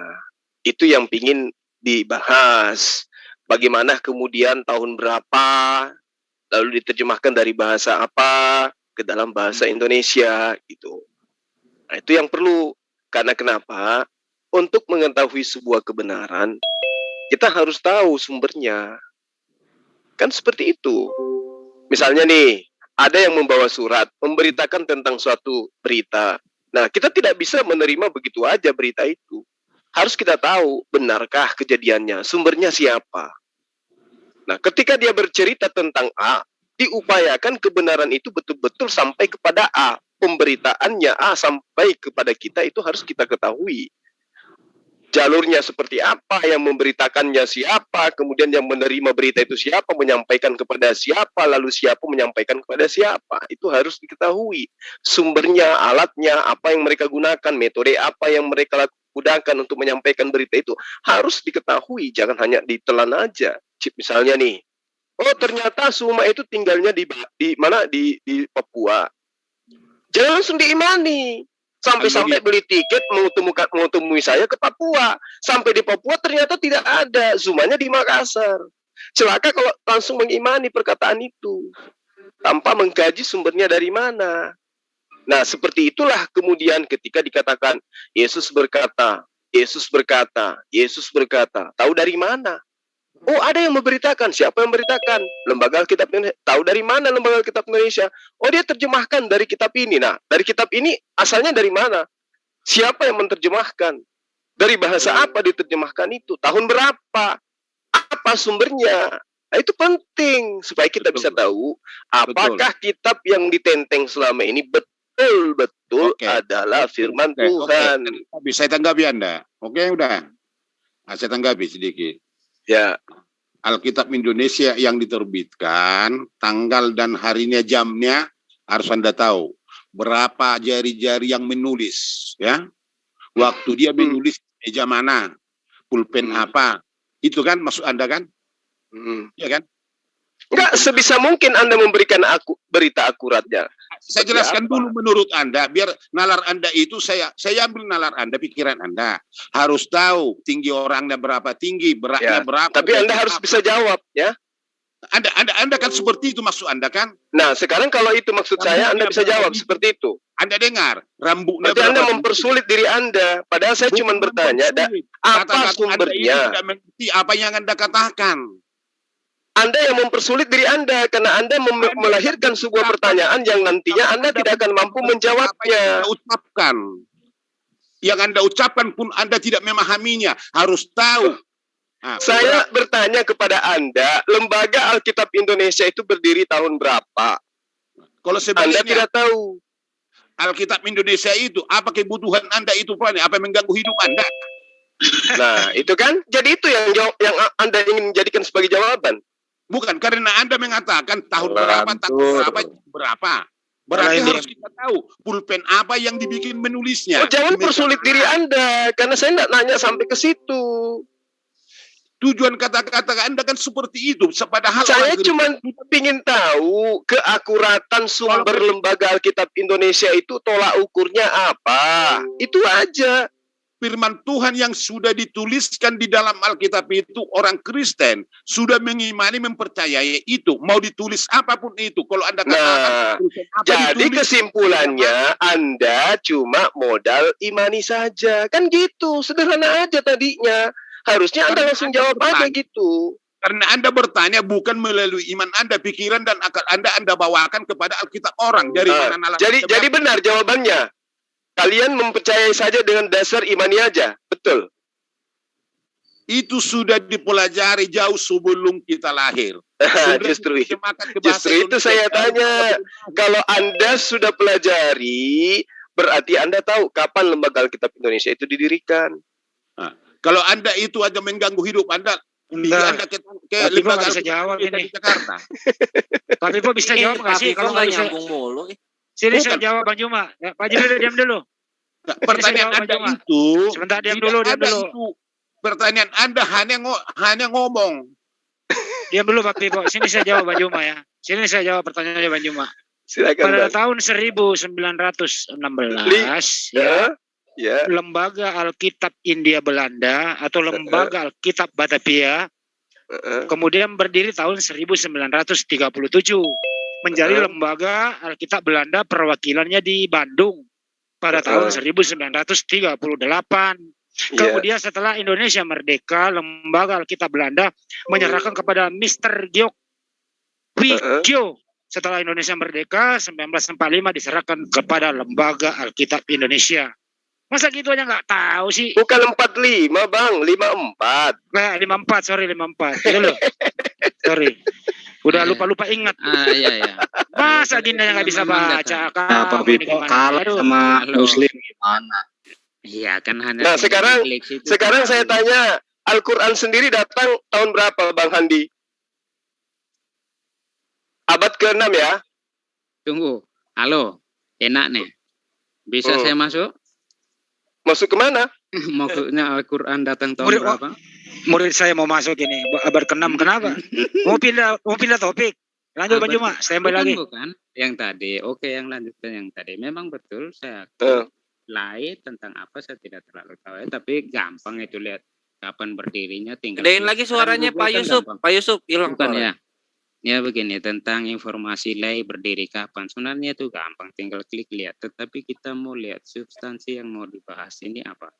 Lebih substansinya adalah bagaimana kemudian Anda bisa mengetahui bahwa kitab Anda itu sudah berkesesuaian dengan apa yang diajarkan oleh Musa dan apa yang diajarkan oleh Yesus. Itu loh. Ya. Yang seperti dijelaskan tadi juga Bang Pipo bahwa semuanya itu sudah diterjemahkan dari ini, terutama referensinya ke King James Version. Oleh karena itu terjemahan itu bisa dikatakan karena mengatakan sumber aslinya di mana, kami ada itu kodeks yang agak lengkap ya. Kalau papirus itu bagian potongan. Sedangkan juga penemuan terbaru yang Laut Mati tentang Yesaya itu lengkap ya. Oleh karena itu kekristenan bangga dengan manuskrip yang ada. Sehingga orang mengatakan bahwa kami tidak mempunyai teks asli. Memangnya teks asli yang Anda pikirkan ini apa? Apakah teks yang dibawa Yesus ini tidak ada dalam kerangka iman Kristen dalam memahami Injil atau apa ya? Itu tidak ada sama sekali. Oleh karena itu teks asli yang ada di kami, ya, yang lengkapnya kodeks tentang papirus ini adalah bagian-bagian dari potongan Injil yang ini ya, tentang itu. Jadi otentiknya jelas, kita lihat ke situ. Yang dimaksud dengan bagaimana terjemahan ini mengandung, ada juga mengandung makna tafsiran teologis. Ini memang kita harus akui karena translate kata yang kadang-kadang mempunyai masalah. Salah satunya ketika Anda mengatakan bahwa Alkitab kenapa dipakai orang Kristen di Indonesia? Ya karena karena Alkitab sudah dipakai orang Indonesia. Ya, kata Alkitab itu bahwa itu walaupun itu serapan dari bahasa Arab, tetapi kan orang Indonesia sudah menyerap bahasa itu. Sehingga itu adalah menjadi bahasa Indonesia. Jadi tidak salah orang Kristen mengatakan itu Alkitab. Oke? Itu harus di-clearkan ya. Jadi bukan berarti bahwa... Baik, saya setuju dengan Pak Yusuf itu. Kan maknanya itu yang penting. Kalau tanggal apa segala macam itu tidak akan penting kali seperti Juli yang katakan tadi. Kalau itu dikatakan harus kita tahu pulpen apa yang menulisnya di meja mana, orangnya setinggi apa, beratnya setinggi apa, makan apa dia waktu itu. Kan harus seperti itu maksudnya kan? Enggak. Saya hanya ingin membuka cakrawala berpikir sahabat-sahabat Kristen di sini. Iya. Saya bisa masuk nih. Lembaga Alkitab, tapi nanti ya Pak Yusuf. Lanjut, Guru. Lembaga Alkitab Indonesia itu kan seperti yang diterangkan oleh Bang Handi tadi. Lebih baik kita inti Alkitab itu apa yang mengganggu pikiran. Oh jangan masuk ke inti dulu karena itu sama halnya kita meributkan sesuatu yang tidak benar. Kita anggap benar gitu.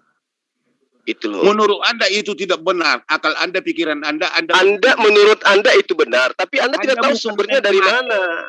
Anda bukan mengimani Alkitab Kristus, kenapa Anda harus menentukan sumber itu? Lantas dari mana Anda bisa tahu bahwa itu adalah kebenaran sama seperti yang diajarkan Musa? Pak Yusuf tadi, alur daripada cerita yang itu diterjemahkan ke bahasa Indonesia. Anda kan dengar tadi? Saya ngerti. Kalau cuma ngomong kayak begitu, ngerti saya. Jadi tapi yang dalam perjalanan prosesnya, dengarkan dulu saya Bang. Ya. Prosesnya penerjemahan Lembaga Alkitab Indonesia itu bermula dari masuknya seorang Portugis ke dalam ke Nusantara kita ini. Itu yang perlu Anda tahu. Makanya kalau Anda orang terpelajar terhadap agama Anda, pasti Anda pernah mendengarkan nama Albert Cornelius Ruil. Akan kepada bahasa Indonesia dan ya kan? Katanya pun tidak ada yang mengganggu di dalam tujuan kata-kata itu. Apa yang salah? Gak bisa gitu. Menurut Anda tidak bisa begitu karena Anda tidak mengimani. Kan bagaimana kemudian Anda contoh saya tanya, Roh Allah melayang-layang di atas permukaan air. Benarkah seperti itu firman yang datang kepada Musa? Ya. Coba jawab. Anda bertanya melalui pikiran Anda. Saya tanya dulu. Ini Anda sehat kan? Saya tanya. Roh Allah melayang-layang di atas permukaan air pada saat bumi dan langit ini masih kosong. Benar enggak seperti itu dalam kitab Anda? Iya benar. Apa masalahnya? Sekarang benar enggak di kitab Musa seperti itu bunyinya? Saya tanya, di kitab Musa begitu bunyinya? Jangan Anda katakan kitab Musa. Anda paham kitab Musa rupanya? Kitab Kejadian itu kan kitabnya Musa. Sekarang saya tanya, apakah seperti itu bunyinya kitabnya Musa? Maka saya katakan, itu pikiran Anda, akal Anda bertanya seperti itu. Saya tanya kepada Anda yang punya otak, yang punya akal, terpelajar katanya. Bertanya seperti di kitab Anda yang Anda tenteng tertulis bahwa Roh Allah melayang-layang di atas permukaan samudra. Sekarang pertanyaan saya, apakah seperti itu bunyi dalam kitabnya Musa?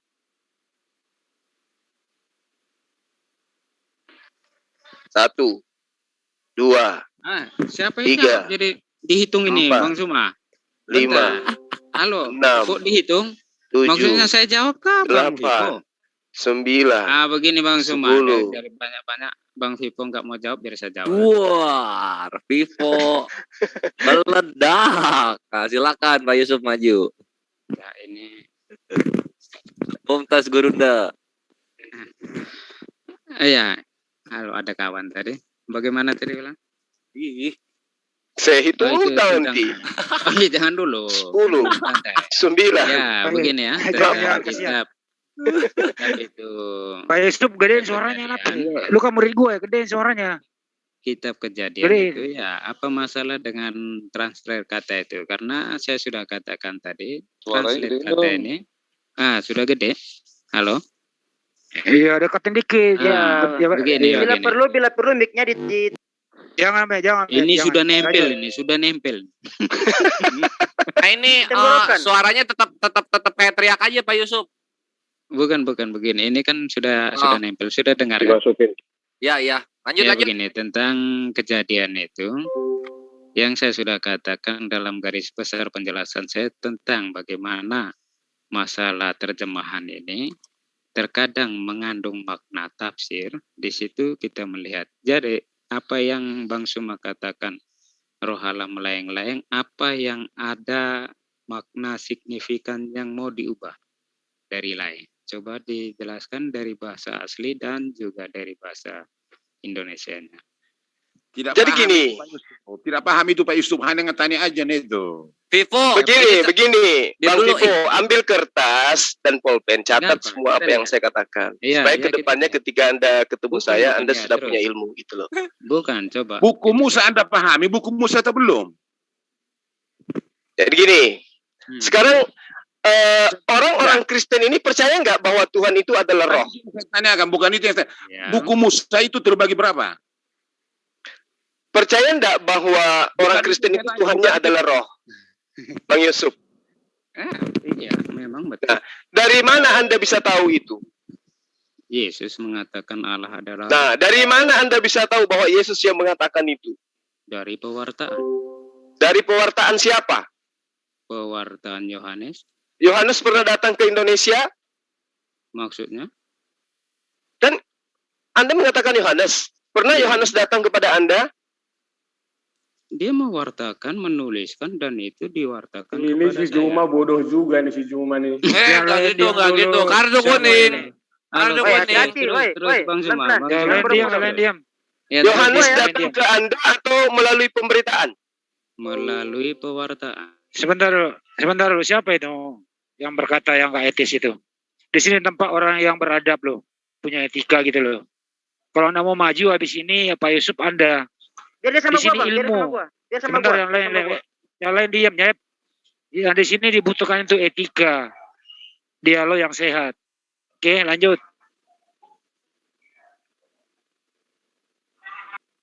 Nah, Yohanes itu Anda sebut pewartaan.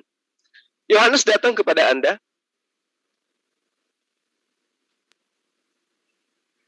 Mute-nya dibuka dulu. Jangan dihitung Gurunda ini. Mute-nya. Kita fair. Oke. Buku Musa terbagi berapa menurut Anda pahami? Gak usah terlalu jauh. Nanti mencret lagi nanti. Kuhitung lagi, Anda kabur lagi nanti. Bukan. Karena Anda katakan buku Musa di dalam Kejadian. Buku Musa itu terbagi berapa menurut Anda? Kenapa larinya ke situ? Roh melayang-layang itu apakah seperti itu bunyinya dalam kitab Kejadian?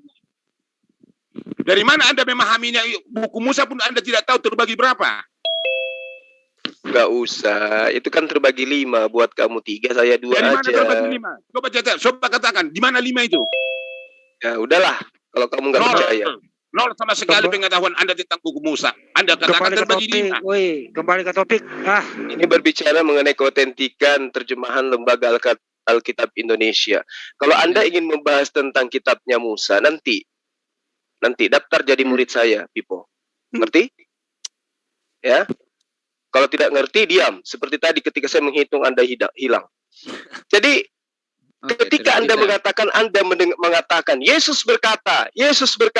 Tahu dari mana Anda Yesus itu berkata? Bukan Yesus yang kita bahas tadi katakan. Buku Musa terbagi berapa? Anda katakan 5. Dari mana? Dari Hong Kong 5. Ini Pipo nih. Pipo, mending berhenti dulu itu Pak Yusuf dulu aja maju ya. Pipo istirahat dulu, silakan. Oke ya. Terus Bang Suma dari pewartaan? Ya, dari pewartaan. Apakah pewartaan ini maksudnya suratnya yang datang ke Anda atau oknumnya yang datang kepada Anda? Gereja meneruskan kepada kami. Nah, itu dia. Nah, ini di sini nih. Terus mantap. Terus. Nah, di sini bilangnya. Nah, terus. Nah, lanjutkan. Ya. bilangnya di situ. Ya apa terus. Sekarang saya tanya, sekarang saya jelasin pada Anda. Kok jelasin? Saya yang jelasin ini bagaimana. Oh ya udah, kamulah yang jelasin. Begitu. Ya, terus. Anda pula yang menjelaskan kitab orang. Dari mana? Bipo diam dulu bentar. Oke, tahan sabar. Bagaimana? Terus TikTok saya layan ini selagi masih. Jadi kitab orang. Jadi kronologis penerjemahan gospel ke dalam bahasa Indonesia itu bermula di abad ke-16. Siapa datangnya seorang pedagang ke Indonesia ini. Ke Indonesia. Ya. Oh, kalau awal murad penerjemahan bukan itu, tapi kalau ke Indonesia oke lah, saya tidak terlalu persis tahu. Nah, itu dia makanya. Oke. Anda harus tahu itu. Supaya Anda itu tidak ngambang. Oh, kitab saya ternyata terjemahannya ini asalnya dari sini. Jangan Anda katakan terjemahan Anda itu dari bahasa Inggris ke ini. Jangan seperti itu. Karena itu ada kronologisnya, ada sanadnya. Sampai kemudian Lembaga Alkitab Indonesia itu membentuk diri untuk supaya mewartakan terjemahan ini ke penganut terjemahan. Yang tidak mau tahu benar tidaknya, yang penting imani saja kayak Pipo. Kan gitu. Siapa yang bilang begitu? Nah, sekarang saya tanya sama Anda. Sekarang saya tanya sama Anda. Terus tanyanya apa? Yang bawa kitab atau buku ke dalam Nusantara ini itu siapa? Yang bawa kitab suci ke Indonesia. Ke Nusantara. Belum ada Indonesia di abad ke-16. Oke. Yang bawa Al-Quran siapa yang bawa Al-Quran? Al-Quran itu budaya penyampaiannya tulisan, dihafal. Jangan dijawab itu bukan topik. Ya, berarti ya? Kita mau dihafal, enggak kan? Berarti dia lari ke kesamaan melalui tulisan, makanya dibahas. Ngerti? Atas siapa tulisan? Aduh, kacau. Ini Bro terangkan nanti dulu. Ini lagi waktunya Bro Yusuf, nanti dikasih kok. Sabar aja dulu. Lanjut. Nah, siapa yang tenteng buku masuk ke Nusantara ini kemudian diterjemahkan di abad ke-16? Ya, kalau tentang itu saya tidak terlalu ini ya. Berarti imani aja kan? Bukan masalah imani saja. Terus? Ketika Anda mengatakan saya mengimani saja, berarti saya tidak tahu hal. Oke, Pak Yusuf nggak tahu. Pak Yusuf nggak tahu. Tadi nggak tahu katanya. Siapa? Ya, Pak Yusuf nggak tahu. Silakan mundur. Pak Yusuf silakan mundur dulu. Kasih Pak terangkan. Pak terangkan maju kalau bisa terangkan. Silakan. Terangkanlah. Kayak gitu dong, Pak Pivo. Kayak Pak Yusuf mengakui kalau nggak tahu gitu loh. Jangan apa itu?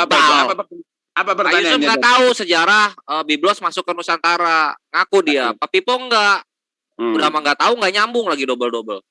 Nah, sekarang waktu ke Bro terangkan.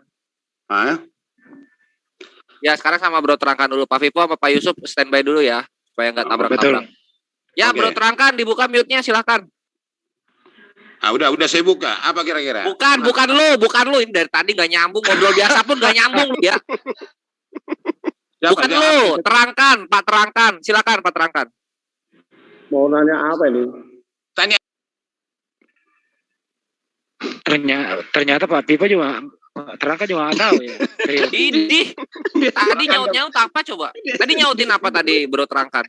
Kan ada mic tadinya apa nih? Ada mic. Bukan lu, FIFA bukan lu. Ini terangkan. Coba kalian mentang-mentang kalian punya Zoom, kalian nggak adil, suka-suka kalian. Jadi kalian maunya sendiri, nggak bagus. Ya ini ya soalnya maunya kita sendiri ini supaya rapi. Ini kan kalian bertiga, ada Bro Yusuf, Bro FIFA, sama Bro terangkan. Kita gilir satu-satu gitu loh supaya dapat semua waktunya, haknya sama. Gitu, Bre. Nah, sekarang bahasannya ini Bro terangkan, mohon disimak. Bagaimana sejarahnya?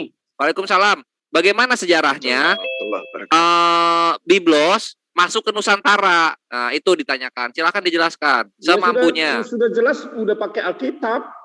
Udah satu kitab. Emang kayak Al-Quran kalian. Emang kayak Al-Quran kalian itu kata si Juma tadi kayak seperti ini orang nggak ngerti bahasa Indonesia apa, seperti lisan. Itu bohong, mana ada Alkitab masuk lisan. Alkitab itu masuk ke Nusantara tahun berapa, seperti apa, cara masuknya, dibawakan oleh siapa. Itu loh, kalau nggak tahu diem. Ini aman Bang Andi, Gurunda bisa ini nih, bisa ketakar ini. Gurunda tafadol. Dalam sejarah Kristen, dengar. Iya. Dalam sejarah Kristen pertama itu diprediksikan ada 2 tempat yang sudah paling lama. Yang pertama di Ambon dan yang kedua di Sumatera. Nah, itu semua mereka itu kalau yang di Sumatera itu sudah punya buku langsung ada dari sono. Tetapi supaya masyarakat setempat paham bahasa itu, khususnya yang dari Sumatera karena bahasa Jerman pembawa nomensen, maka masalah itu gitu. Apa masalahnya? Emang seperti kalian Al-Quran yang lisan-lisan, mana ada lisan Al-Quran? Ada. Oke. Udah standby dulu. Penulisan Al-Quran. Udah. Kamu sudah bisa diam. Dan tunggu dulu, kan kalian ngomong banyak, saya juga harus ngomong banyak dong. Tapi ngomong banyakmu itu cuma asumsi doang. Nah, lanjut. Nah, sekarang kamu katakan. Tadi juga kamu asumsi mulu. Enggak dong. Halo. Ya, bentar Bro Logos ya, ini waktunya Bro terangkan. Iya, waktunya saya ini. Ya.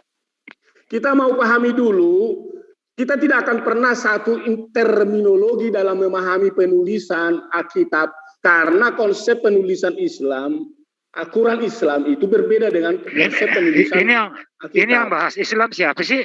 Terangkan, kamu nggak ngerti bahasa Indonesia ya? Bukan masalah, ini kan dalam hal tentang Alkitab dengan Al-Quran sama. Siapa yang ngomong gitu? Kalian memaksakan ke kami gambaran dan imajinasi kalian. Bukan, kita nggak memaksakan, kita bertanya di sini. Setahu apa kalian mengenai sejarahnya Biblis masuk ke Nusantara gitu loh. Nah ini lu udah menerangkan. Tadi kan ada di mana, di Ambon dan di satu lagi tempatnya gua nggak terlalu mendengar. Sumatera. Nah itu lu udah menjelaskan segitu cukup. Sekarang kita akan melihat respon dari Gurunda Zuma gitu. Tafadol Gurunda. Ya jadi gini. Lembaga Alkitab Indonesia itu kan resminya tahun berapa tadi itu? 1954. Nah, sumber-sumbernya itu dari mana? Itu yang perlu Anda tahu. Pertanyaan Anda aja udah salah itu cuma. Kamu buat pertanyaan aja udah salah. Harusnya gimana pertanyaannya yang benar? Bagaimana sumber-sumber saya udah jawab tadi bahwa Alkitab kami sudah jadi Alkitab. Ya, pertanyaan yang benar itu gimana? Nah, yang kamu harus tanyakan, bagaimana proses itu bisa menjadi satu bahasa Indonesia yang benar? Apakah ada salah, ada kurang? Itu kalau kamu mau bertanya benar. Nah, apa jawabannya? Aja kamu perlu diajarin. Ya sudah, apa jawabannya? Loh, kamu yang bertanya kok saya yang disuruh kan kamu ngajarin saya bertanya. Nah, sekarang pertanyaanmu itu saya pertanyakan kembali kepadamu supaya pertanyaan saya benar. Bagaimana Anda bisa memahami bahwa kata per kata yang ada di Lembaga Alkitab Indonesia itu sudah sesuai dengan apa yang dilisankan Musa di hadapan umatnya? Jawab. Sudah pasti sesuai lah. Apa yang menjadi barometernya? Ya tulisannya. Maksudnya? Iyalah, baca itu Alkitabnya. Yang mana yang kamu maksud Alkitab? Iya, Alkitab kami. Kan yang ada di situ cuma terjemahan. Loh, apa salahnya dengan terjemahan? Dari mana kamu tahu terjemahanmu itu sudah benar? Halo, Juma, kamu tuh pertanyaannya nggak sportif. Bro Logos nanti, Bro Logos, ini masih waktunya Bro terangkan. Nanti seperti itulah yang sesungguhnya di dalam kitabnya Musa sesuai dengan yang dituliskan oleh Lembaga Alkitab Indonesia. Sudah, saya jawab. Karena saya tahu seperti itulah sebenarnya. Bagaimana Alkitab kami itu aslinya seperti itu jawabnya. Dari mana kamu tahu? Ya karena saya sudah pelajari. Iya, dari mana kau pelajari? Lah, saya udah baca setiap hari, saya udah ajarkan. Apa yang kamu baca? Kamu nggak sportif bertanya. Nanti Bro Logos nanti Anda kalau harusnya memberikan data akurat gitu loh. Bukan Nanti- cuma omong kosong, kan gitu. Bro Logos nanti ini waktunya Bro terangkan apa yang lu bilang nggak sportif itu nanti bisa dijelaskan di waktu lu. Sekarang biarkan temen lu dulu gitu. Temen lu lagi dialog ini, dihargain dong. Ya lanjut silakan. Omong kosong katanya terangkan karena lu nggak ngasih nama dan nggak ngasih apa ya, nggak ngasih standarisasi. Silakan. Sekarang gini, di dalam kitab Kejadian, ya, pada mulanya langit dan bumi belum berbentuk dan kosong, kan? Salah kamu, salah. Nah, sekarang saya tanya, dari mana kamu katakan itu salah? Nah, karena kalimat yang kamu bacakan itu udah salah. Nah, ayat coba, di sini. coba saya tanya samamu. Coba, sedangkan sesama bahasa Indonesia bisa kau katakan salah. Enggak, kamu yang baca salah. Makanya Iya, itu makanya saya menggunakan bahasa Indonesia, melantunkan itu. Dan kamu menilainya dengan bahasa Indonesia. Dan kamu katakan itu salah. Sekarang Musa mengajarkan kepada umatnya dengan bahasa Ibrani. Lembaga Alkitab Indonesia mengajarkan ke kamu bahasa Indonesia. Dua bahasa yang berbeda dengan zaman yang 3000 tahun lebih lamanya. Caranya. Sekarang dari mana kamu bisa tahu bahwa yang dituliskan di dalam kitab Lembaga Alkitab Indonesia itu sudah sesuai dengan apa yang tertuang dalam kitabnya Nabi Musa? Ayo. Sudah sesuai.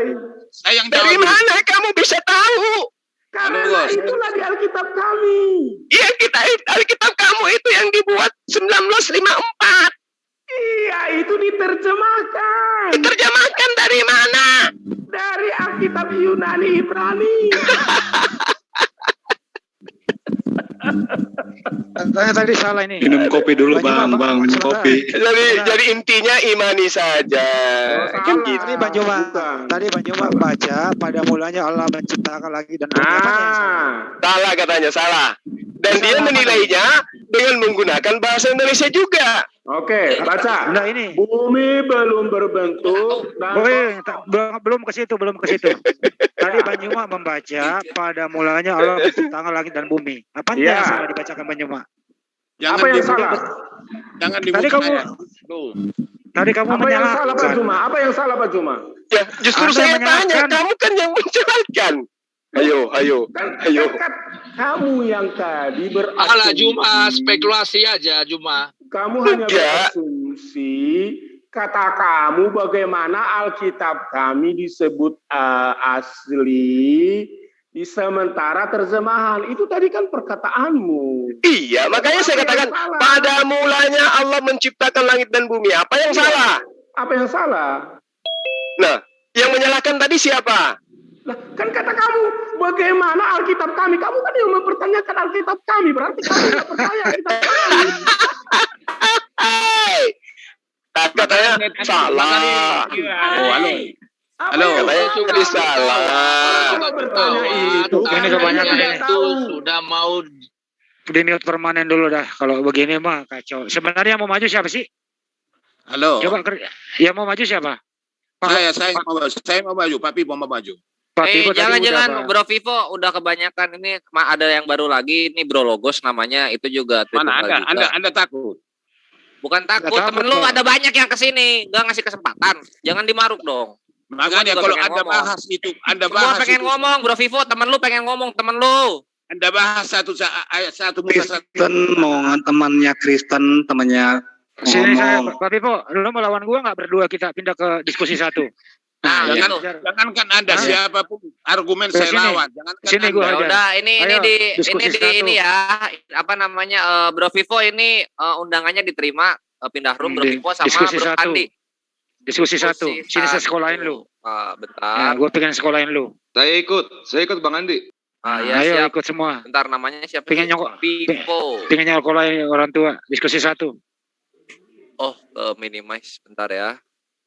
Vivo. Masih diskusi satu nggak sih? Sama lu hilang sih. Diskusi satu nih. Halo. Oh ada. Diskusi satu masih ada nggak sih? Ada. Ada saya. Room diskusi biasa. Dengan siapa? Bentar ya. Saya ikut Bang Andi. Supaya semua bisa diskusi. Oh ini. Room diskusi. Bang Yusuf bikin kopi. Room diskusi. Diterima. Diterima Bro Vivo. Tuh Vivo, terima room diskusi tuh Vivo. Nah, udah pindah. Bang Andi, silakan ditangkap di sana. Ini Ayo, anak buah ikut. nih? Topiknya apa? Ayo anak buah. Makanya dengerin dulu Pak. Apa namanya motong-motong tadi kirain ngerti topik. Gimana sih? Enggak, kamu tuh nyerbu-nyerbu gitu, bertanya. Bukan nyerbu-nyerbu, emang ini temen lu kewalahan karena kurang data. Bukan kewalahan, cuma itu pertanyaannya ngel-ngel. Oke, sekarang gini, kasih nama dan standar yang digunakan orang-orang yang membawakan Biblos ke Nusantara. Bisa nggak lu? Gimana? Sudah diterangkan tadi. Anda bertanya gimana? Bla bla bla bla. Ketakutan nggak berani pindah Pak Vivo, ketakutan ya. Makanya Selasa ditekan gitu loh Bro Logos. Pak Vivo pindah, Pak Vivo ketakutan dah. Lu bisa ngejelasin? Apa pertanyaannya? Ya udah silakan. Sekarang Bro Logos dulu ya, Bro terangkan, nanti nunggu bentar. Gurunda silakan. Udah 3 tumbang ini. Bro Logos ini mau jadi keempat. Ini bertahun nih. Jadi saya dianggap tumbang tadi. Agama Kristen itu udah ngaku nggak tahu. Halo. Enggak tahu masalah nama. Ini agama Kristen masuk ke Indonesia itu abad ke-7. Nah, silakan dilanjut. Ya, sekitar tahun 645 Masehi itu masuk melalui gereja Timur Assyria. Sudah. Udah. Yang pertama masuk itu di daerah Deli Serdang atau disebut Deli juga Serdang. Barus. Ya, siap. Nah, sekarang biar Gurunda Zuma mengkoreksi jawabannya. Silakan Gurunda. Jangan koreksi. Ini Alkitab kita. Karena itu jawaban lu walaupun bagus berdata, sedikit ada datanya, itu bukan yang ditanyakan. Bukan itu yang ditanyakan, Bro Logos. Bukan itu. Anda bertanya kan? Bukan itu yang ditanyakan. Loh, kamu bertanya Kristen itu bukan orang kapan? Bukan jemaahnya. Kitabnya diterjemahin ke Melayu itu loh. Bukan, ini tadi pertanyaanmu. Coba Bang Kores nih, Pak Vivo kok nggak pindah, ketakutan ya? Bro Vivo kok nggak pindah? Ketakutan dia. Dari mana saya pindah? Dia suka sama saya Bang Vivo itu. Bro Vivo room diskusi itu ke breakout room. Kalian nih Tritunggal nih kok ini ya apa namanya? Buat biar saya bicara sama si Juma dulu. Si Juma ini kan. Ya udah kalau mau di sini tunggu giliran. Ini Bro Logos. Bilang, ini sekarang waktunya Bro Logos ya. Tunggu sabar ya. Pak Vivo tunggu sama Bang Andi di sana. Nggak berani ya? Di room diskusi. Jangan dimut saya. Jangan dimut ya. Ya udah kalau misalnya nggak mau di-mute jangan ngomong loh kalau pas temennya lagi ngomong. Ya? Oke, silakan. Nah, gitu dong nurut. Nah, sekarang Gurunda coba dikoreksi dulu apa yang ditanyakan, silakan Gurunda. Bro Logos nanti nyaut. Ini kita berbicara mengenai siapa ini yang ngomong nih? Ini Gurunda Zuma ini dari Muslim. Ya. Nah, ini kita dari tadi ini udah berjam membahas tentang keotentikan terjemahan daripada buku yang Anda anggap suci yang dikeluarkan oleh Lembaga Alkitab Indonesia. Iya. Ya, muncul pertanyaan, objeknya atau buku apa yang diterjemahkan Lembaga Alkitab Indonesia ke dalam bahasa Indonesia yang sekarang Anda imani sebagai buku suci. Itu dari kitab asli bahasa aslinya Ibrani dan Yunani, dari situ mereka terjemahkan dan mereka juga bukan sembarangan, mereka juga memang bukan orang-orang sebab ya seperti kalian menganggap orang MUI, begitu kami menganggap LAI. Jadi ketika mereka menerjemahkan itu, kami menganggap itu nggak main-main dan kami juga bisa lihat. Kalau misalnya kitab-kitab asli itu bisa dilihat gampang sekarang ini. Teknologi itu gampang. Ada terjemahan bahasa Ibrani-nya ditranslate ke bahasa Indonesia, baik juga perjanjian barunya ditranslate ke bahasa Indonesia. Dan kita juga bukan main telan-telan bulat saja. Dan kami yakin itu asli. Yang apa mereka perbuat itu kita harus juga cek. Benar. Walau jujur ada beberapa bahasa aslinya itu tanda kutip kabur. Kabur tapi bukan berarti salah, kabur. Tidak, konteksnya itu bahasanya itu terlalu sulit untuk dipahami dengan bahasa Indonesia. Halo? Jadi cuma bahasan seperti itu. Loh, bahwa kitab kami Anda bertanya, itu jawabannya. Iya. Selesai. Iya, jadi dengan alasan itu aja bahwa ya diterjemahkan dari bahasa Ibrani. Anda kan bertanya ini, saya jawab. Selesai. Iya, makanya jadi jawabannya cuma begitu aja. Bahwa ya, mereka memang begitu apa adanya, mau gimana? Mau saya tambah-tambahin? Mau saya kurang-kurangin? Oh, berarti tidak akurat pemberitaannya berarti itu ya? Kan menurut saudara. Loh, tadi Anda cuma mengatakan diterjemahkan dalam bahasa Ibrani. Dari bahasa Ibrani diterjemahkan ke bahasa Indonesia. Dan itu juga rujukannya tetap mereka tetap lihat dari terjemahan King James Version. Mereka tetap ada kaitannya ke sana. Yang pasti dengan teknologi sekarang sudah langsung dari Ibrani ke Indonesia bisa, dari Yunani ke Indonesia bisa. Tidak perlu lagi diterjemahkan lewat bahasa Inggris ke Indonesia. Dulu iya. Dulu dari bahasa Ibrani masuk ke bahasa Inggris, baru masuk ke Terjemahan Lama. Atau sekarang terjemahan baru lagi namanya. Jadi bukan dari terjemahan lama ke terjemahan baru. Dulu iya, tapi sekarang sudah bisa langsung. Karena apa? Teknologi sekarang itu udah mudah, memudahkan semuanya. Jadi nggak perlu lagi sebenarnya bahasa Inggris, kayak nggak perlu. Kami bahasa Ibrani aja. Saya sendiri, saya kalau mau ngupas Alkitab, saya langsung terjemahan asli. Oh, dari Indonesia ke Ibrani lagi gitu? Kayak Bibelhook gitu? Dari Ibrani ke Indonesia. Saya lihat itu dari Indonesia ke Bibelhook atau dari Inggris ke bahasa Ibrani? Oh, itu Anda yang bilang. Ke saya ini benar. Iya di atas iya. Kita bicara iya di atas iya. Yesus kami bilang katakan iya kalau iya, tidak kalau tidak. Oh, jadi benar terjemahan yang mengatakan bumi belum berbentuk dan kosong, gelap gulita menutupi samudera raya, dan roh Allah melayang-layang di atas permukaan air. Memang itulah ya terjemahannya. Cuma memang itu perlu pewahyuan khusus. Tapi itu nggak boleh, nggak bisa didapat dengan hanya tulisan seperti itu. Itu dalam. Berarti salah ini. Yang mana? Yang saya baca tadi. Nggak ada yang salah. Dari mana Anda bisa mengetahui bahwa tidak ada yang salah? Ya memang begitu tulisannya. Dari mana Anda bisa tahu? Ini kan bahasa Indonesia. Iya, tapi terjemahan bahasa dari bahasa Ibrani. Maaf bro. Anda sedikit, agak sedikit melenceng. Saudara tahu isi Al-Quran dari mana? Al-Quran tahu isinya itu jelas. Tahu artinya karena dari mana? Tahu artinya dari mana? Karena diterjemahkan beserta dilengkapi dengan original teksnya. Kenapa rupanya? Sama. Kami Alkitab ada. Di mana? Coba tunjukkan kitab mana di Indonesia ini yang lengkap dengan bahasa Ibrani. Dijual itu banyak. Di mana? Loh, kamu cari di toko Alkitab atau toko rohani orang Kristen. Ada. Saya sudah lihat, memang saya nggak beli. Kenapa? Karena saya sudah punya elektroniknya. Ngapain yang model buku? Elektronik ada. Mana coba Ibrani terjemah Indonesia. Artinya kamu mau mengatakan bahwa kitab Taurat ada di Indonesia. Sekarang gitu. Gini, dengar. Saya tanya dulu, kamu mau mengatakan bahwa kitab Taurat ada di Indonesia? Loh, kitab Taurat itu kan bukan kitab yang asli secara apa ya, misalnya dari papirus gitu. Kau ngaco. Emangnya kitab Al-Quran kau baca sekarang ini terbuat dari apa? Enggak, saya tanya. Jadi Taurat itu ada di Indonesia sekarang. Tunggu dulu. Al-Quranmu sekarang ini juga kan sudah dari buku. Ya emang yang saya tanya Taurat itu apa? Lembaran pelepah kurma gitu. Yang saya tanya itu kitab Torah. Iya. Nah, apakah kitab Taurat itu ada di Indonesia sekarang? Kitabnya itu nggak ada di Indonesia, tapi itu sudah di-copy, tanda kutip ya, di-copy. Iya, kopinya itu sudah ada di Indonesia. Hah? Ada kopinya Taurat di Indonesia. Ya, itu dari perjanjian lama itu. Loh, Torah itu apa, saudara? Coba kamu tanya lu, Torah itu apa? Udah. Sudah. Loh, kita ini serius nih loh. Kita diskusi. Sudah. Loh, yang kamu anggap Taurat itu kan perjanjian lama ya kan? Yang ada di dalam kitabmu itu perjanjian lama, perjanjian baru. Semua di situ ada Torah. Torah mulai dari dasar Torah. Apa itu? Torah atau terjemahan lei? Yang di dalam Alkitab perjanjian lama itu terjemahan, tapi memang itulah bahasa. Justru itulah yang menjadi masalah.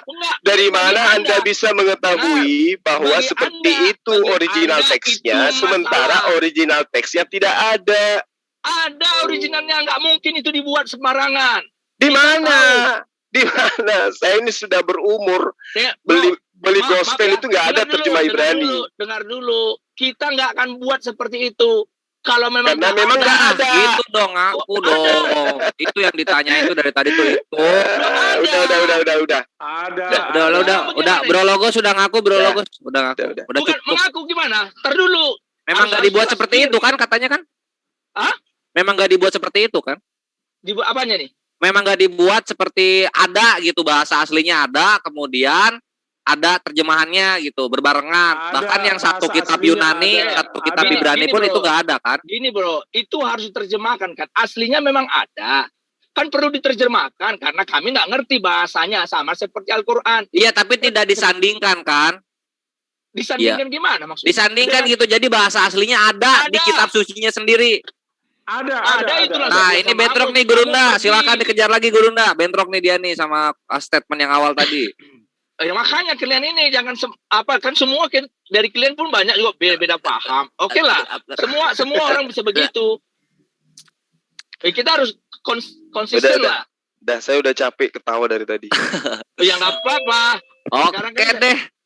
Ya, cukup nih Warfila nih dari Gurunda Zuma ya untuk Oke. Kita udah ada kita sampel udah ada 4 ya, dan ini bisa dilihat perbedaan-perbedaannya. Yang satu bilang diterjemahkan dari bahasa Inggris, tadi ada yang bilang dari bahasa Belanda, kemudian ada yang bilang dari King James. Yang King James 2 orang, yang Inggris 1, yang Belanda 1. Nah, ini cukup nih sampelnya ya. Yang penting sebenarnya begitu. Yang bagi kami mau terjemahan dari mana, yang penting itu pesannya benar. Iya, kita belum kesana bahasanya. Iya, gimana mau benar kalau misalnya transmisi kitabnya itu masih tanda tanya. Gimana mau dibilang benar Bro Logos gitu loh. Mungkin begini, informasi kan bisa tidak lengkap diterima oleh teman-teman termasuk saya. Kalau yang dari Belanda itu bicara bahasa Batak maksud dia itu. Karena mungkin dia orang Batak. Memang bahasa Batak itu dapatnya dari bahasa Belanda. Nah ini yang Bro Logos omongin sekarang ini masih kemungkinan. Apa itu kemungkinan? Asumsi Bro Logos. Bukan kemungkinan, karena memang dulu kan kekristenan itu masa katanya. Bukan intinya Belanda. Begini. Bukan intinya. Iya, sebentar. Sebelum lu mengkoreksi apa yang gue bilang, inti yang gue bilang itu begini. Lu 4 orang berbeda-beda ngomongnya. Itu intinya. Iya, kalau masa berbeda saya nggak masalah. Bedanya di mana bedanya? Bedanya begini, Bre. Anda juga bisa beda-beda kok. Iya. Anda juga bisa beda-beda. Jadi enggak. Kita Islam ini sangat berhati-hati dalam mengeluarkan dalil ataupun statement gitu loh. Mungkin Anda di grup ini sepaham. Nah, itu kan lu lagi-lagi mungkin mulu. Jangan mungkin dong. Kita faktanya, kita lihat kok bagaimana diskusi gitu dong faktanya. Jangan mungkin. Beda-beda pengertian saudara melihat Al-Quran saudara sendiri. Emang ada yang bilang Al-Quran itu kalimatullah, ada gitu bilang. Kan enggak lihat semua aja, Islam ngomong. Banyak itu. Kenapa? Apa sih? Beda tafsir. Emang ada Islam ngomong konsep ketuhanan kami itu adalah Tritunggal atau Catur Tunggal, kan enggak ada. Contoh bro, kenapa kalian hari raya kalian saja bisa beda dengan NU beda, Muhammadiyah beda. Itu kan soal bulan doang gitu. Tuhan tetap satu. Nah sekarang kayak gini, konsep ketuhanan kami itu udah beres Bro Logos. Enggak, gini, kalau saudara bicara sejarah. Konsep ketuhanan kami udah beres Bro Logos. Tauhid itu semua ngambil, nah gitu dong diokein. Lu kan enggak, lu ada oneness, ada Tritunggal, ada Unitarian, ada Nestorian, ada Ebionites, ada Gnostik. Gnostik udah punah sekarang. Gnostik. Ada Messianic Judaism, coba. Itu kan apa? Boleh gitu. Kamu itu denom konsep ketuhanan. Saya itu sama Tuhan. Iya enggak sih? Iya. Halo, masuk Bro Yusuf. Iya, begini. Assalamualaikum Bang Suma. Waalaikumsalam. Itu lihat namanya Guru. Ini tadi tolong nih. Tadi pertanyaan saya dengar itu masalah Kristen masuk ke Indonesia itu biar Anda tahu itu abad ke-7. Tepatnya bukan Kristennya, Biblos lu masuk ke Indonesia terjemahannya. Ini nggak ngerti bahasa Indonesia. Kok lucu terjemahannya masuk ke Indonesia? Gimana bisa diperkirakan kapan diterjemahkan? Itu bisa diperkirakan, kami tahu dan kami ngetes kalian. Kalau mau perkira-kira gini, mau kira-kira. Lo kok kira-kira ini fakta tertulis? Iya. Sekarang kalian nggak tahu, kami tahu. Malu gak sih? Pastinya kapan nih, Kalian? Pastinya kapan? Coba cek Van Ruyel. Nah, sekarang gua kasih tahu lu berempat. Kapan nih? Gua kasih tahu lu berempat. Woi. Matanya siapa? Woi. Dengerin gua kasih tahu lu berempat nih ya, Tritunggal di sini yang masukin terjemahan Biblos ke Indonesia di Nusantara itu Van Ruyel tahun 1626. Terima nih kenyataan. Kami lebih pintar dari kalian soal sejarah. Bukan masalah begitu. Itu enggak bagi kami sebenarnya. Udah gua jawab. Tapi walaupun itu perlu itu bahasannya Bro Logos, jangan dibantah. Itu bahasan di sini. Itu bahasan di sini. Kamu dari mana itu? Terjemahan Biblos tadi kau bilang. Siapa yang bilang ngomong itu? Itu lu lihat aja di sejarah LAI, lu ke museum LAI enggak sih? Ya, kalau tahu saudara itu ngapain? Ke museum LAI enggak lu? Di situ ada semua di situ sejarahnya. Tanya sama kau tanya itu tuh apa? Kalau Anda tahu ngapain nanya? Ya gue pengen tahu kalian ini sejauh apa. Makanya gitu. Nanya yang itu yang sensitif, yang betul-betul.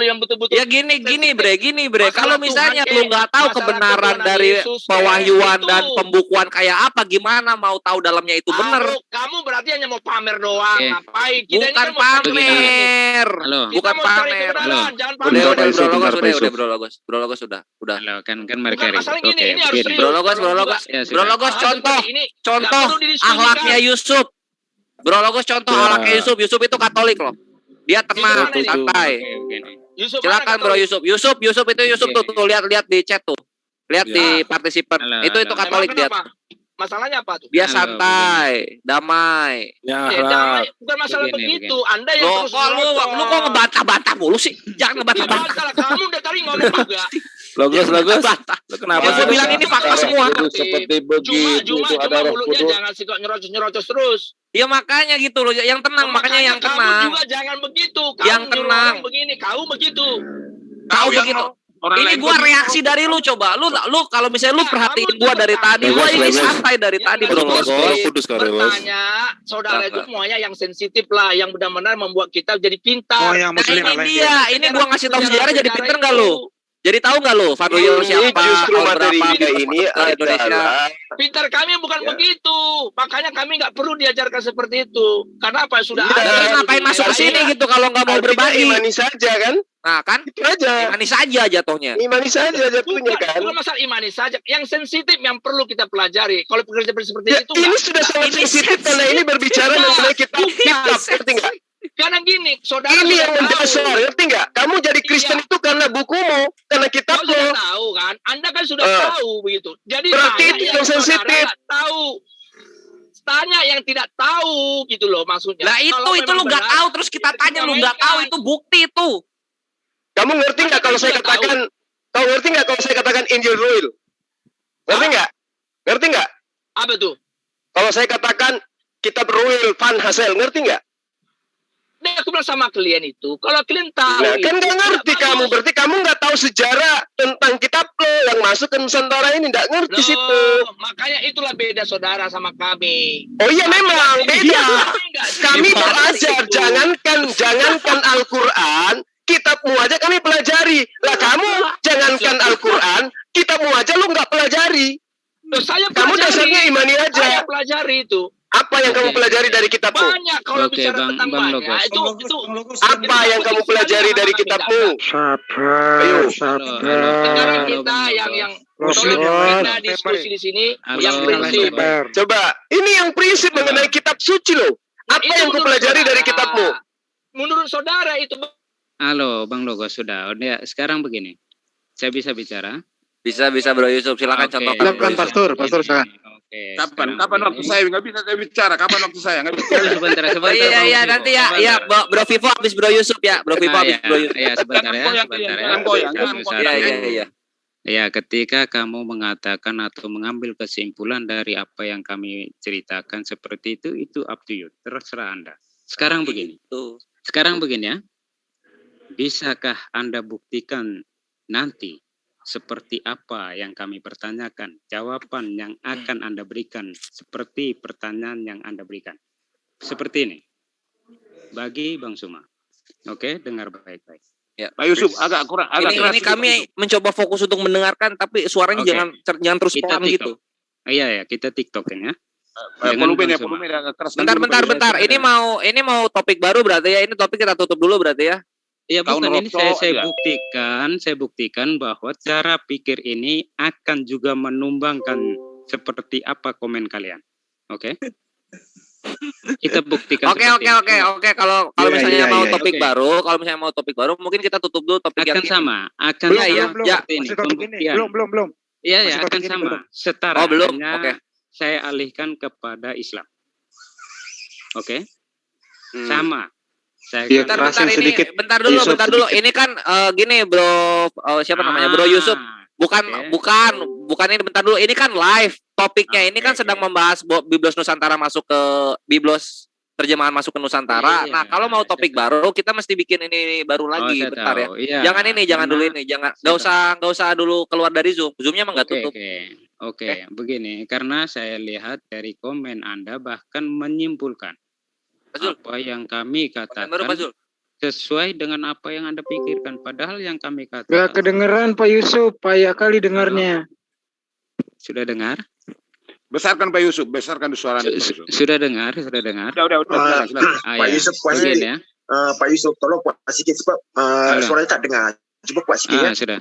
Oke, sebentar. Untuk Iwan Villa yang ada di Zulfikar Official, saya riset live-nya ya. Saya riset dengan tema yang berbeda. Tema tentang penjelasan dari Pak Yusuf. Atau tema apa ini? Nanti kita akan riset dan live sekitar setengah menit lagi. Assalamualaikum warahmatullahi wabarakatuh yang ada di Zulfikar Official. Oke, dilanjut. Dilanjut, silakan Pak Yusuf. Ini cuma pemberitahuan ke netizen aja. Silakan Pak Yusuf, dibuka mic-nya.